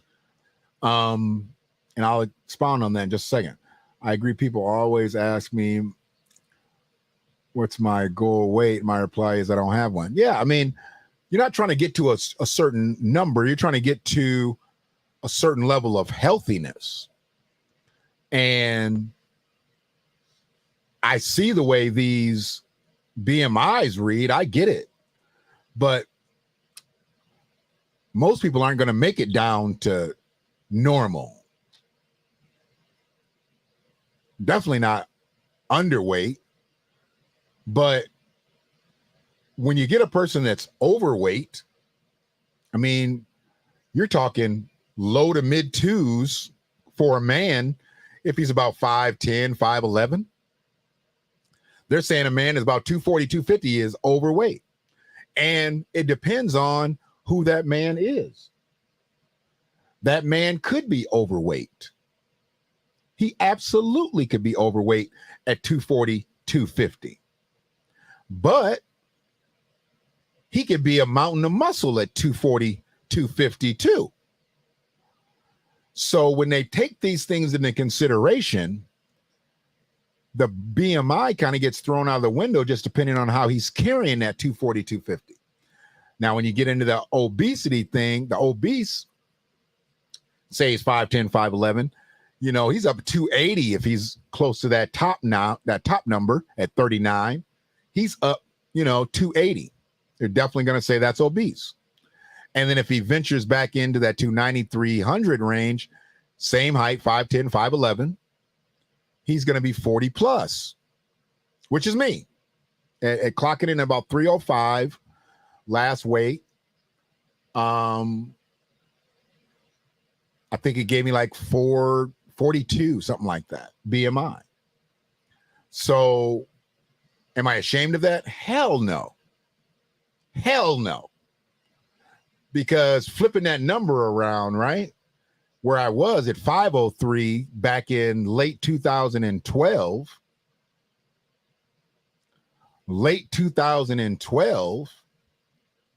at 503, my BMI was at 73. Crazy thing was, I was measured at 5'9" then. I've been measured at 5'10" since I lost weight. It's almost like the weight that came off me gave me an inch of height back. I've seen the differential in the charts. It's nuts. Appreciate you, Free. And I would hope that anybody that's hearing this video, that's catching something from it and think that it can be forwarded to someone else and be able to help them, please share the video. Please share the video. You know, put it on your timeline, pin it to your timeline. We all got overweight, obese, morbidly obese people on our timelines, in our friends list. We've got them in our family. And where I talked about the danger of promoting unhealthy behavior with these clothes, now I'm starting to get more to the meat of things.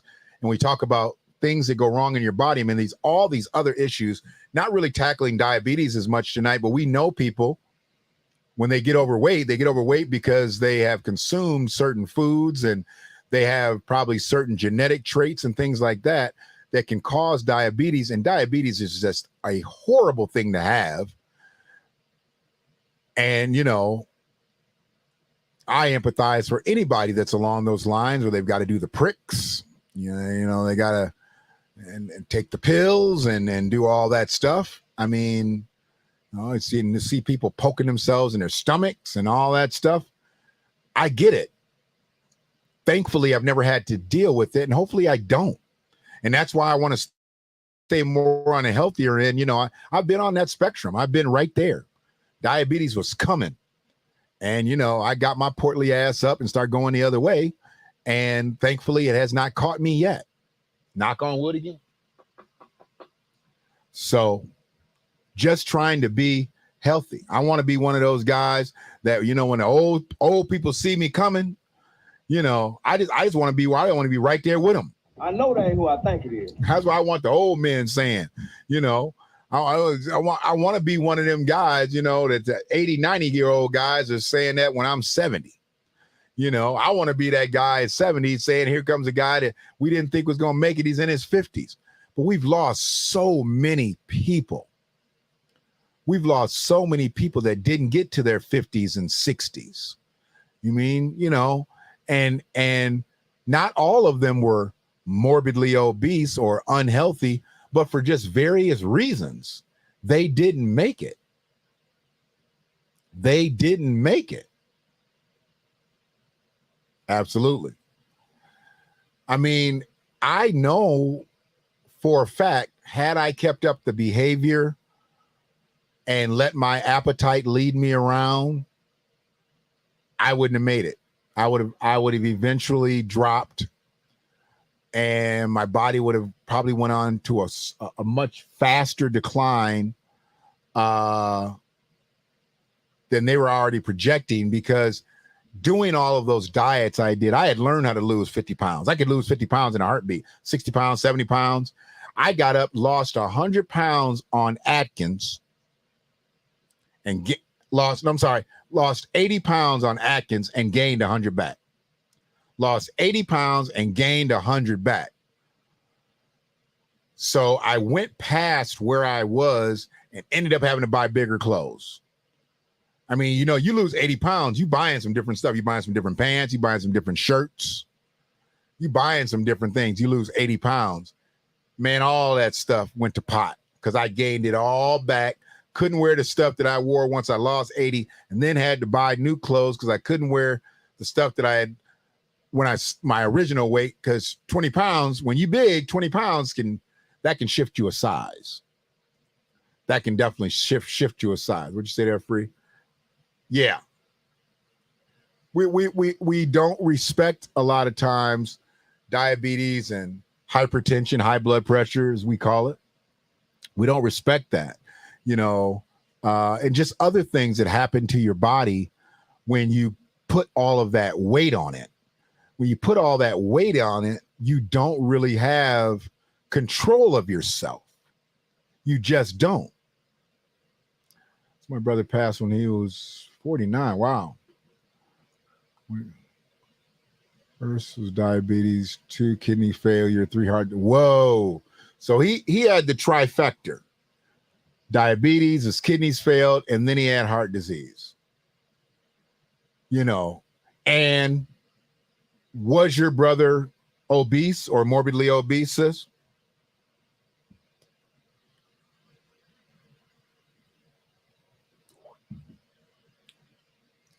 I mean, diabetes, kidney failure, and heart disease. If he was obese or morbidly obese, he pretty much walked himself right into those. And once you get there, a lot of those medications, he was not. Okay, so he was not obese or morbidly obese. So genetics, possibly, you know, sometimes genetics, diet can contribute a lot to it. I'd like to dig into this if you're inclined to. If he wasn't obese, what do you think triggered the diabetes more than anything else? Is your family, you know, genetically predisposed to diabetes? Was he a bad eater? Where do you think the diabetes came in at? Was he a drinker? There's things. A healthy firefighter, family traits. Wow. See, that's just an unfortunate gene pool there. Some people are born with things like that. All those things go hand in hand, literally. Yeah. Yeah. And like I said, the medications, to me, this is always what I've felt. And I can come up here. He's a healthy firefighter, but these were family traits. One of the things that I've seen is people that take medications for the diabetes, for their kidneys, for heart disease. Those medications generally have to be taken together. I mean, you might be able to spread them out through the course of a day, but you're figuring you're taking all of these, and it is what it is, man-made chemicals. And some of that stuff could be working against one another, because one thing is helping one thing, and another thing is helping another thing, and another thing is helping another thing. But all those medications are coming together. Then you've got to get on a diet that can receive those medications and get the medicine to flow into your system to help your body. But one thing that I've noticed, if it doesn't trigger weight gain, it causes other things to go bad. You start to, if you got diabetes, kidney failure coming right behind it, kidney failure might be worse because of the diabetes. And if your kidneys are failing, it's going to be harder to control the diabetes. And if you've got diabetes and you got kidney failure, now you're weakening your heart. So it's a total domino effect. Absolutely right. It's a total domino effect.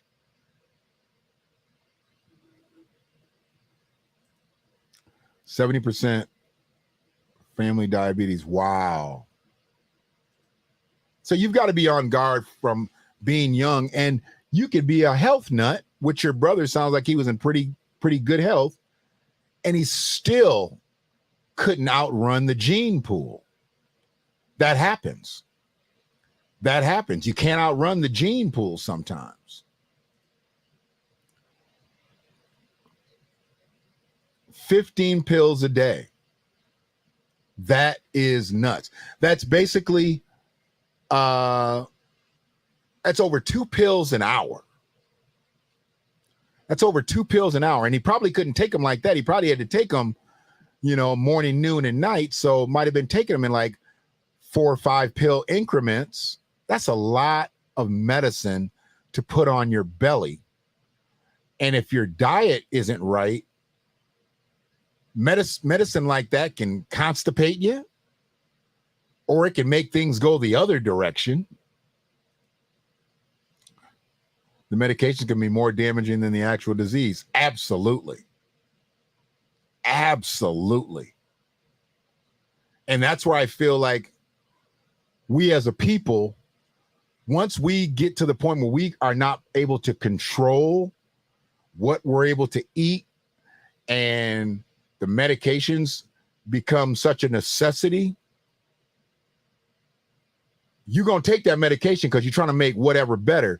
Sometimes your diet fails, and if your diet fails, those medications are going to fail you. You need the right diet just to hold off the medications, and people don't get that. You've got to have a proper diet just to be able to give a comfortable landing to those medications and hopefully have them work more advantageously for you than not. Hi, President. It absolutely could have, simply because knowing that these are family traits, and then you put the medication into play, and he was already pretty much living right diet-wise, the medication wears you down. It whittles you down. That's why I think some people opt to not get chemo and radiation.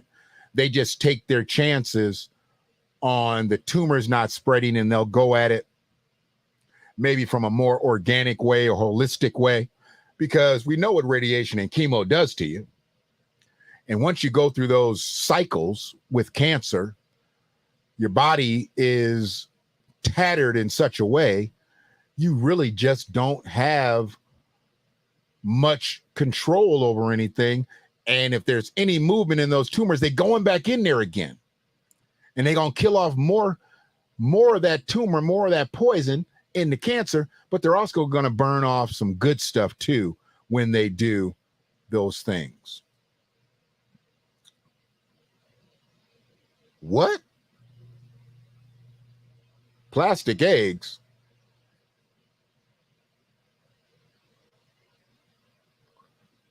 What about plastic? Come on now. Don't hold out on me. Plastic eggs. And I'm an egg lover. Please tell me they're not messing with my eggs out here. If one parent is diabetic, then you are always considered borderline diabetic. Yep. And they always would ask me when I was going through and charting my parents' health. So I got to the point where I kind of knew what they had and who they did this and did that.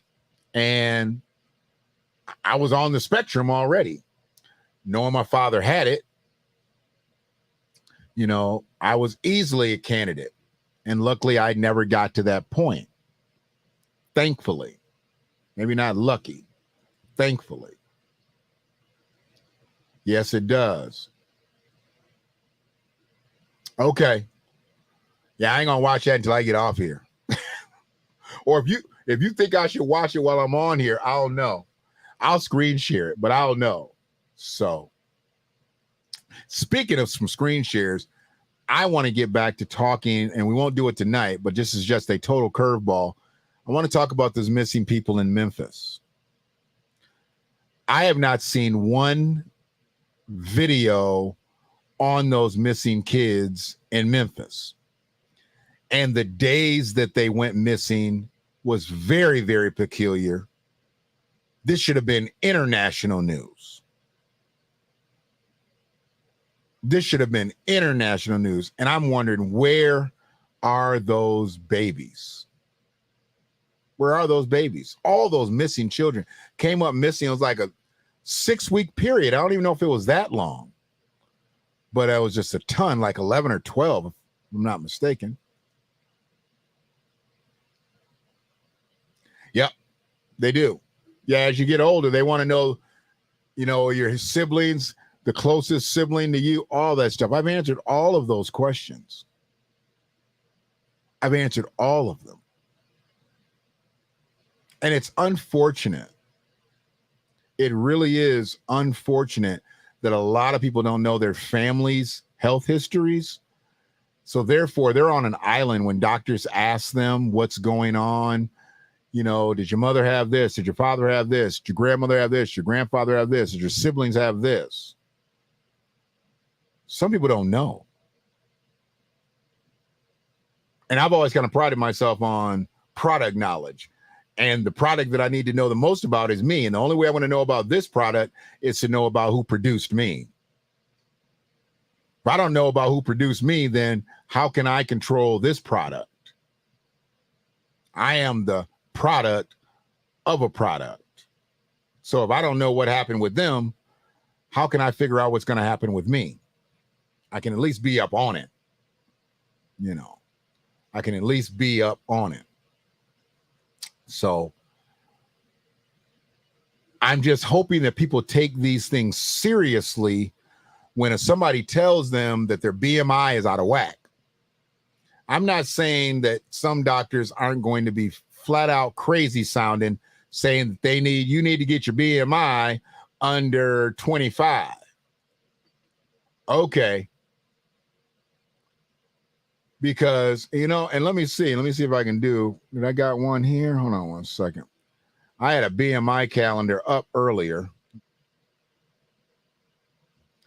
Let me see. It's not in my mind. I saw it. My man. I had it. Okay, yeah. Do a BMI calendar. Or calculator, excuse me. Say calendar. All right, so if the doctors want me to get to normal, 24.9.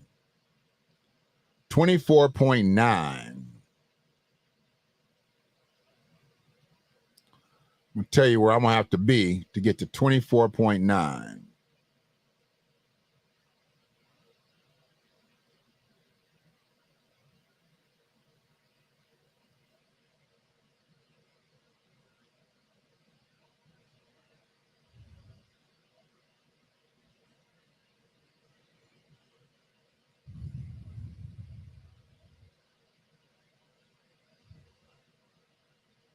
This is crazy.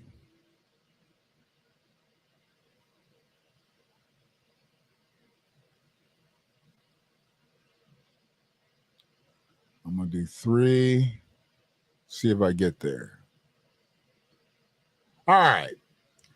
To get to a normal BMI, I would have to lose 132 more pounds.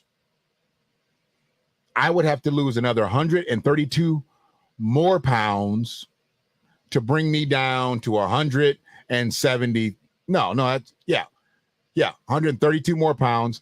That would bring me down to 173 pounds. I'd be 5'10" and 173 pounds. I haven't been 173 pounds since 9th grade. 10th grade, maybe. I think it was 9th grade, though. 9th grade. 14 years old, almost 15. 173 pounds. I think I grew an inch in high school. maybe 2. But really, a doctor's expecting me to lose 173 pounds to be considered normal? To be considered normal. Now, if I go back to, let's go here.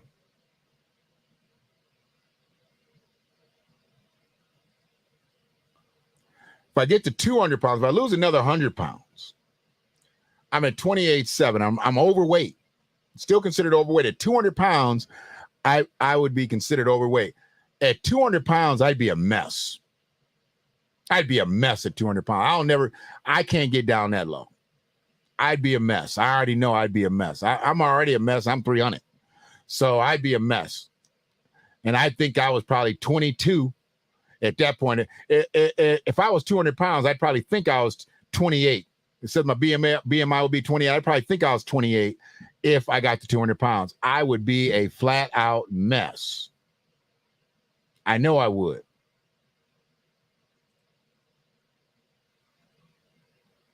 It's always good to know your family history. You got to know your gene pool. You got to know your gene pool. But yeah, I mean, to get to 200 pounds, I have to lose another 105, and I would be still considered overweight at 200 pounds. That's why I say these calculations were not made specifically for us. If I was at 200 pounds, I would undoubtedly walk around and people would be like, Shannon on that shit. Yeah, he on that shit. Because look at him. I mean, he been fat all his life. And I wouldn't be considered fat like out here. If I got down to 200 pounds, I wouldn't be considered fat out here. Most people that are 200 pounds at 5'10", they're not considered fat people. So it'd be a ridiculous, and then I would actually have an issue, because at that point, there's possibly a serious amount of skin that's left over from all the weight loss, because I did none of that cosmetic stuff, which I had opportunities to do, but I didn't. And if they take off some looser skin, I'm probably going to drop under 200 pounds at that point. And people would definitely be like, Shannon's on that shit. Can't you tell? Look how much weight he's lost. They're not going to say, oh, man, look how he's in great shape. He's in great shape. No, I was heavy all my life. I mean, I'm still considered fat. And I don't run away from it. I know I'm not skinny. I do know this. I'm not skinny. I'm not a skinny man. But I do know that losing another 105 pounds is probably not going to happen. And that would just get me to overweight. That would just get me to overweight. Right now, I'm focused on getting down into the deep, deep obese. Get as close to that 30 as I can. If I can get close to that 30, I'll be feeling good. I mean, I'll be at my playing weight in high school. But these statistics, these calculations, to be overweight, I would need to be 200 pounds at my height. Crazy. It doesn't even make any sense to me. But that's what the doctors say. That's what we go by. You know, I'd love to see somebody be able to come up with calculations based on American freedmen characteristics. But I don't know if anybody's out there doing that type of science. If they are, I'd love to see a BMI chart, a BBMI, a black body mass index. So it is what it is. But man, I'm sitting on top of 2 hours here, and I appreciate everybody coming in and keeping the conversation going. Because like I said, this wasn't to poke fun, but it was to identify the promotion of morbid obese culture. And the way I see it,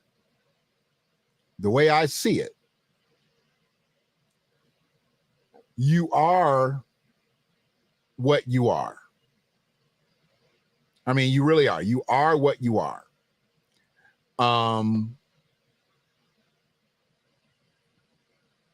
But do you take these roads to think, okay, they put it on a mannequin, I can fit it, I'm going to wear it at this size?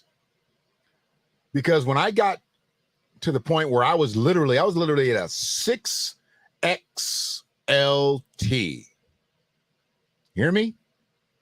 I was at a 6XLT. This is how I know that I was actually more than 503 pounds, but 503 pounds was actually when they did my last weight to give me my bogey to lose weight for the actual surgery process. You know, they put you on a point where they wanted you to lose a certain amount of your weight, certain percentage of your weight. And I had to lose 5%. 10% would have been 50 pounds, but they wanted me to lose 5%, which was 25 pounds, to make my surgery date. And they were going to weigh me a week ahead of my surgery date. And if I was on the scope, if I was at like 23, they knew I could lose 2 more pounds, where I was at 22. Now, if they knew I was at 15, a week away from my surgery date, there was no way I was going to lose 10 pounds in 7 days. So when I got to my bogey, and I knew I was firmly at my bogey, probably 10, 12 days before my surgery date, when I walked in there, I knew I was right there. Some people don't make it until their date. And if you're close, you're a pound or 2 off, they don't cancel you out. But they won't give you surgery. The program that I went through, they would not give your surgery if you couldn't lose that mandatory bogey. So they took everything away from you. They stripped everything away from you so that these types of things would be unacceptable to you. This type of ideology is unacceptable to me. I'm not saying that it's wrong. It's just what my mind has gotten set into. And that's just me. That's not anybody else. It's just in my mind. You know what I'm saying? If I'm looking at a situation, I'm not going to say this is the way it is and the other way is wrong. No, it's just in my mind. That's just me. And I got to where I was, from where I was to where I am now with this thinking. I know that when I was out of shape, I was out of mind. Talked about job opportunities passing me up. I had job opportunities pass me up strictly because I was fat. I was just too big. I couldn't even fit in the chair that I would have had with the position. I mean, right there, right off the bat, I can't even fit in the chair. They would have had to have gotten a special chair for me. And some of those things are actually known. Like I got to like certain levels in sales and they'd like push out chairs that they knew I could fit in. Like I couldn't fit in certain chairs that had arms on them back in the day. I literally couldn't fit in certain chairs. I mean, I'd have to sit in armless chairs, you know, because I was just that big. Or you'd sit in that one arm, boy. You know, that's just a flat out chair saying, this is for the fat guy. But I sat in many of chairs that when I got up, the chair got up with me. And that's embarrassing. I lived a very, very unhealthy lifestyle. So understanding that, who's going to put you in the front of their company? Who's going to have you lead their brand? You see very few. And I don't just say that it's a race thing, because you don't see a lot of morbidly obese Caucasian people running companies either. You go across ethnic boards, you don't see too many morbidly obese ethnics running companies. Unless it's their own company. They want you to fit the brand. They want you to be the ambassador to the company. And when somebody thinks of the company, they think of you. They don't want you to look like these bodies. And these bodies actually aren't ridiculously bad. But they don't want you to be dressed like this.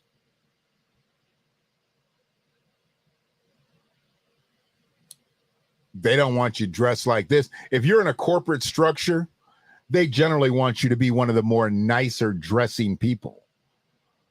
And not to say that slacks and a shirt aren't nice, because the world has gotten so casual now.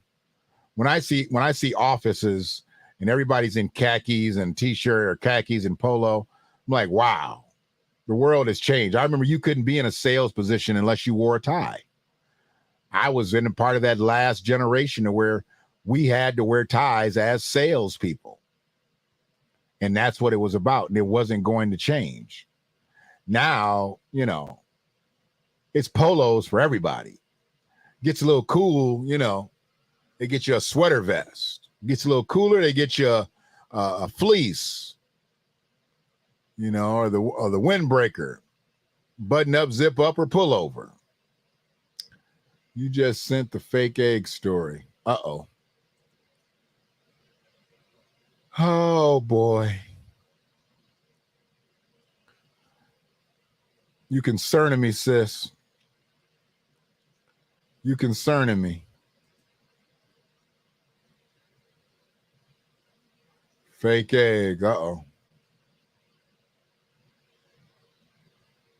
Yeah.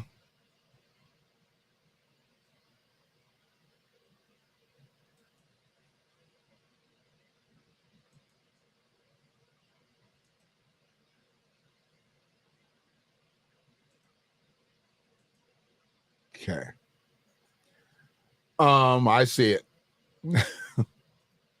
Is this something that I want to put up? Is this something that if you think that this is something that can help this video, I will put this up now. I don't know exactly what it is, but I trust your judgment. If it coincides with what we've got going on here, you know, I'll definitely run it. I have no problem. But I know that, like I said, companies have bypassed me in the past based on my size. I mean, I had all the credentials, made money for the company. It definitely proved my worth, but they just couldn't see me being the leader. I could lead in so many different ways in the company, but they weren't putting me out there as the front man to the company. It is what it is. And it was what it was. And I had to deal with that. You know, I had to deal with that. Maybe I'll just look at it by myself, because I might need to ingest this privately. Because if you're about to kill my egg dream, I want to do it. I want to do it in private. I want to do it in private. But something else that I want to do publicly, we talked about morbid obesity tonight, but we've been talking about predators, abusers, and different things like that in different parts of my streams recently. And I'm going to be dedicating a whole stream to domestic violence. Domestic violence is very serious to me. Domestic violence, domestic abuse, very, very serious to me. When I hear people going through it or people that have gone through it, I can only empathize by understanding what's right and what's wrong. I can never give any flex to anybody that is a domestic predator.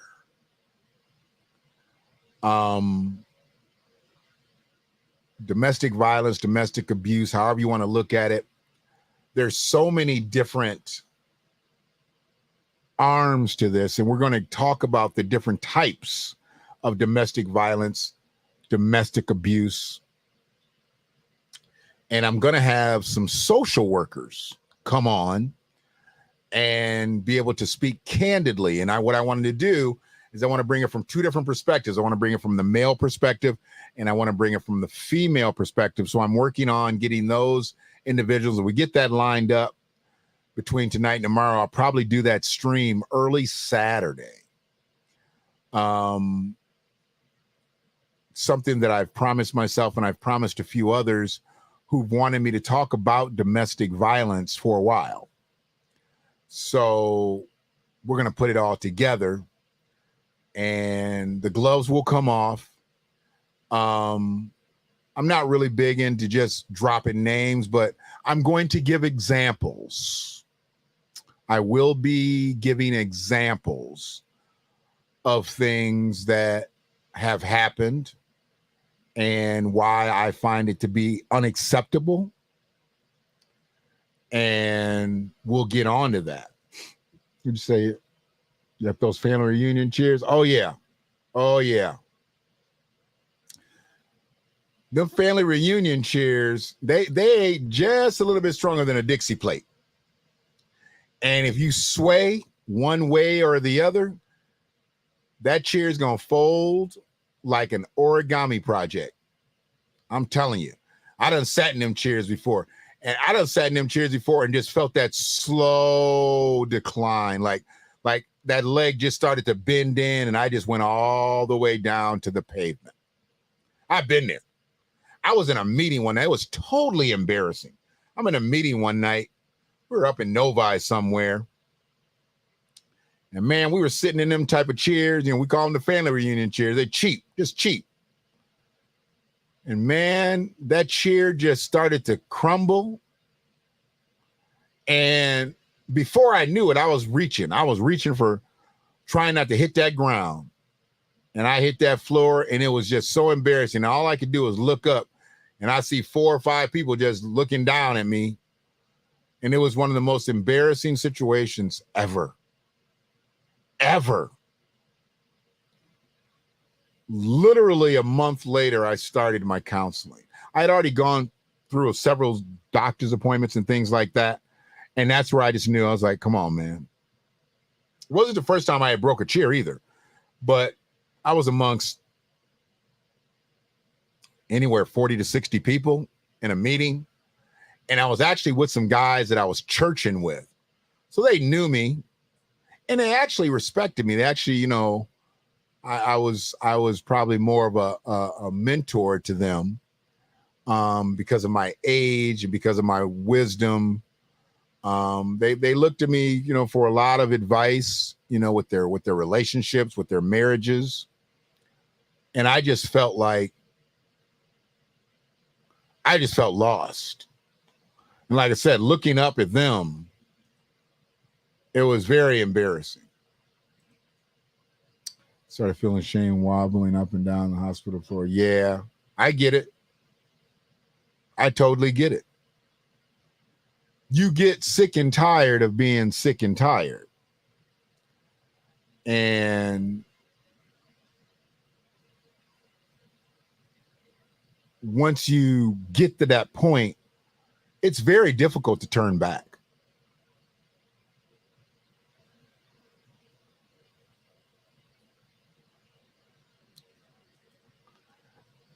I will. For the domestic violence show, I definitely will. I'm just trying to confirm my guest and hopefully be able to get some information from them so I can build a show bill. I always like to promote who I've got coming on. You know, they may have a firm that they work for or work independently.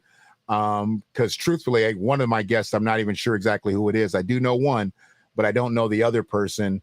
And I just want to make sure I get all that information so I can have the credentials and everything right. And hopefully they can give me some type of glamour shot and we can put it all together. And I'd love to be able to get that ripping on Saturday. I will have a live link. Absolutely. Yeah, I get it.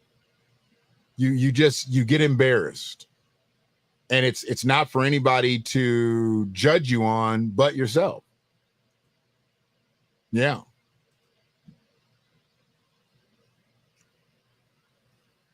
Yeah. I mean, if you're sick and tired of being sick and tired, you're gonna make a change. I mean, if you just tired, that's one thing. You just sick. That's another thing. Because if you're sick and you're now starting to take medicines, you know what the medicine's gonna do? The medicine's gonna make you tired. And if you do that long enough, you become sick and tired. And then you got to grow one more step of being sick and tired of being sick and tired. Period.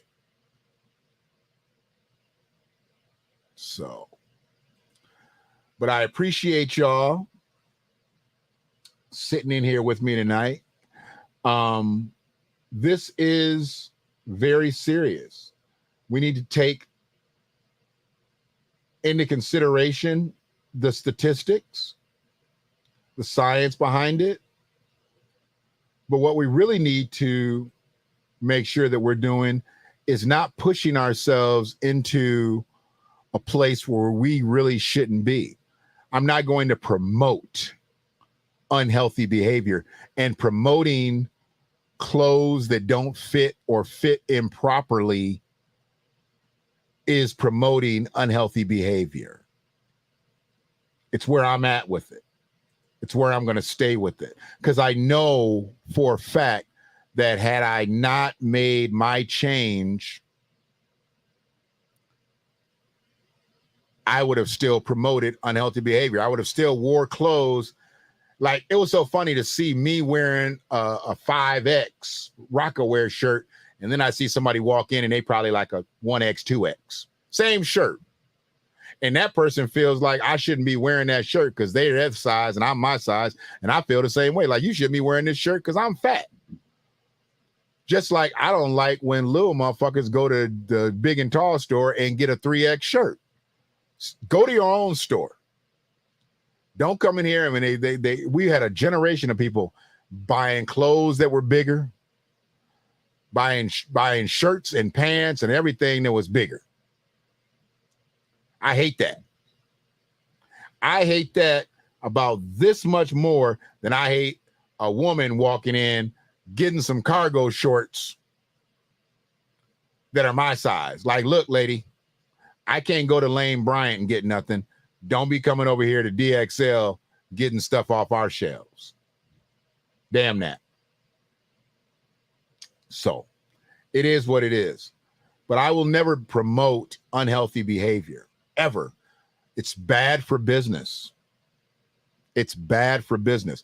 But I also will never shun or not attempt to help someone who is morbidly obese, who is overweight. I will never shun them. Absolutely not. Why? Because that's what I am. That's who I am. I've been heavy longer than not. It's a part of who I am. And the only way that I can maximize myself now being this heavy is being healthy. I mean, I couldn't even talk this long when I was at a heavier weight. I would have had to have taken a break. I literally would have had to have taken a break. Forget climbing a set of stairs. I was not able to put my words together for any length of time without feeling winded. And we're talking about not moving at all. That's dangerous. When you lose your breath sitting still, you got problems. I mean, you have issues that you can't even comprehend. So that's where I'm at. But yeah, let me get this Saturday thing going, hopefully. And what I'll do is I'll make sure that I get the show bill up, because I want people to be able to see it from both sides. And like I said, I put in a request for a female because I know the male, but I put in a request for the female so I can have both sides of the track. And I'm going to set it up that way and let them both know. I need you to come with all your masculinity, and I need you to come with all your femininity and everything that comes with that. I need you for the men, you're for the women. And when we talk about it together, then we figure things out that way. I don't need somebody over here just trying to just accommodate this. No, talk from who you are. She's a woman.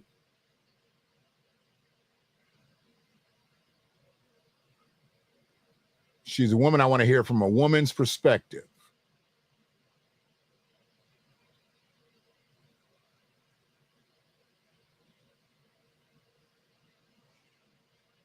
You send it to me on IG.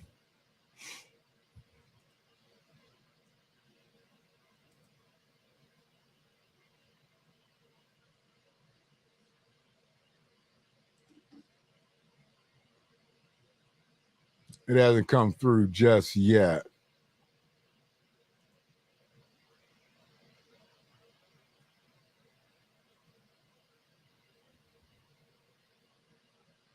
But people just need to understand that our health is all we got for the time we got. What you do with your body, literally, what you do with your body determines how you really want to live. And if you don't want to live a productive life, then you're going to eat badly. You're going to move around on a minimal sense. And you won't take any of this very seriously. And this is serious. Not to say that you shouldn't wear them, but it's almost as if you're giving up. Because you're saying, this is who I is, and I'm not looking to change anything. I'm just going about it this way. And like I said, this isn't for the ladies who are in those workout clothes and trying to lose that thing. This is for the ladies that wear that stuff to Family Dollar and Big Lots. Y'all know y'all ain't wearing that to the gym. You ain't going to the gym, and you ain't been to the gym. That's just your everyday outerwear. And I've seen it. And when I see women stand like this, I have a problem with this anyway. I hate that stance. I hate when I see women standing like that. And why is it more women who are overweight, obese, or morbidly obese that stand like this? Look at the one way down at the other end. She ain't standing like that. She got both feet firmly on the ground. What makes obese and morbidly obese women stand like this? 1 foot out, 1 foot back, 1 foot is turned outward. The other foot is straight, but that front foot is turned outward. I mean, what are you saying here? I mean, I understand, you're trying to highlight your thigh, maybe your calves. You're separating your thigh meat. I get it. Your legs rub together. You're big. Your legs are going to rub together. If you're that big, your legs are going to rub together. So maybe it's just that, I don't even know what that pose is called, but I know I see a lot of women posing like that in selfies. I see that a lot. But it is what it is. But y'all be good out here. Appreciate everybody that's checked it out in Ann Arbor, Ypsi, going into all the pages. I mean, this stuff is very important to me on a local end because I'm seeing more and more of us out here who are not in shape, who are out of shape, which means we're out of mind. We're out of pocket. I don't want somebody to run out of time, though. If you run out of time, there's nothing that we can do once you run out of time. And I think me changing what I changed years back to just a year ago of stopping eating meat, I think I'm just buying myself some more time. I'm not curing the world's ills by not eating meat, by not eating the foods that I used to eat and the portions that I used to eat them in, because I can't physically, I can't even remotely get close to eating in the way that I did before. But I don't want to either. And I know bariatric patients who still want to eat like they used to eat. I've talked to them, and those are people that I can't talk to on a regular basis because they create a dynamic for me that in my mind, it's a failure. It's a failure. And I want to be around here long enough, literally long enough, to where the elders are saying it to me as I'm walking in. I want to see them. I know that ain't who I think it is. And I want to be that elder that says that to someone who I didn't think was going to make it, and they ran through their journey and they made it to the other side. That's what it's all about. Seeing one another come full circle, go full circle, and not be a full circle. But y'all be good out here. We'll kick it before you know it. Sister Yvette, Free, Brother Tony might have dropped off. Brother Michael probably dropped off earlier, but I appreciate them being in here early. Anybody else that checked out the live, I appreciate y'all. Share this video. You may not want to come in on the comment side, or chat room side, but share the video. Share it, pin it to your top of your timelines. And this wasn't some scientific video about morbid obesity. I started it out with a good definition of it, but we had a decent conversation based on just not promoting unhealthy lifestyles. Because morbid obesity is an unhealthy lifestyle. I don't care how you slice it. It's an unhealthy lifestyle. And we need to get out of that sooner than later. For real. Y'all be good. You know, this revolution is filled with so many ironies, really. First, you tell us that it is manly to keep your word, right? If you are a man, you keep your word. And now all of the black people in this country are demanding, and even the black people in the whole world are demanding, is that you keep your word. You told us we were free. Well, then show us that we're free. You told us that there is justice, equality for all in this country. Well, then stick to your word and let us see the justice and equality for all. Or else admit to us that you're not a man, you're a bird, you're afraid of us, you're afraid to give us equal stand. You're afraid that if you give us equal ground, that we will match you and we will override you. I know that ain't who I think it is.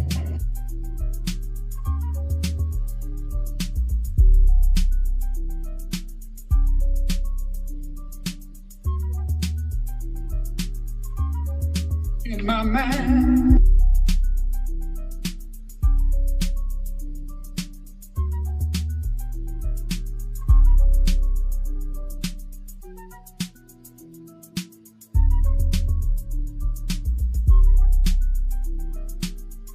Y'all want to see a dead body?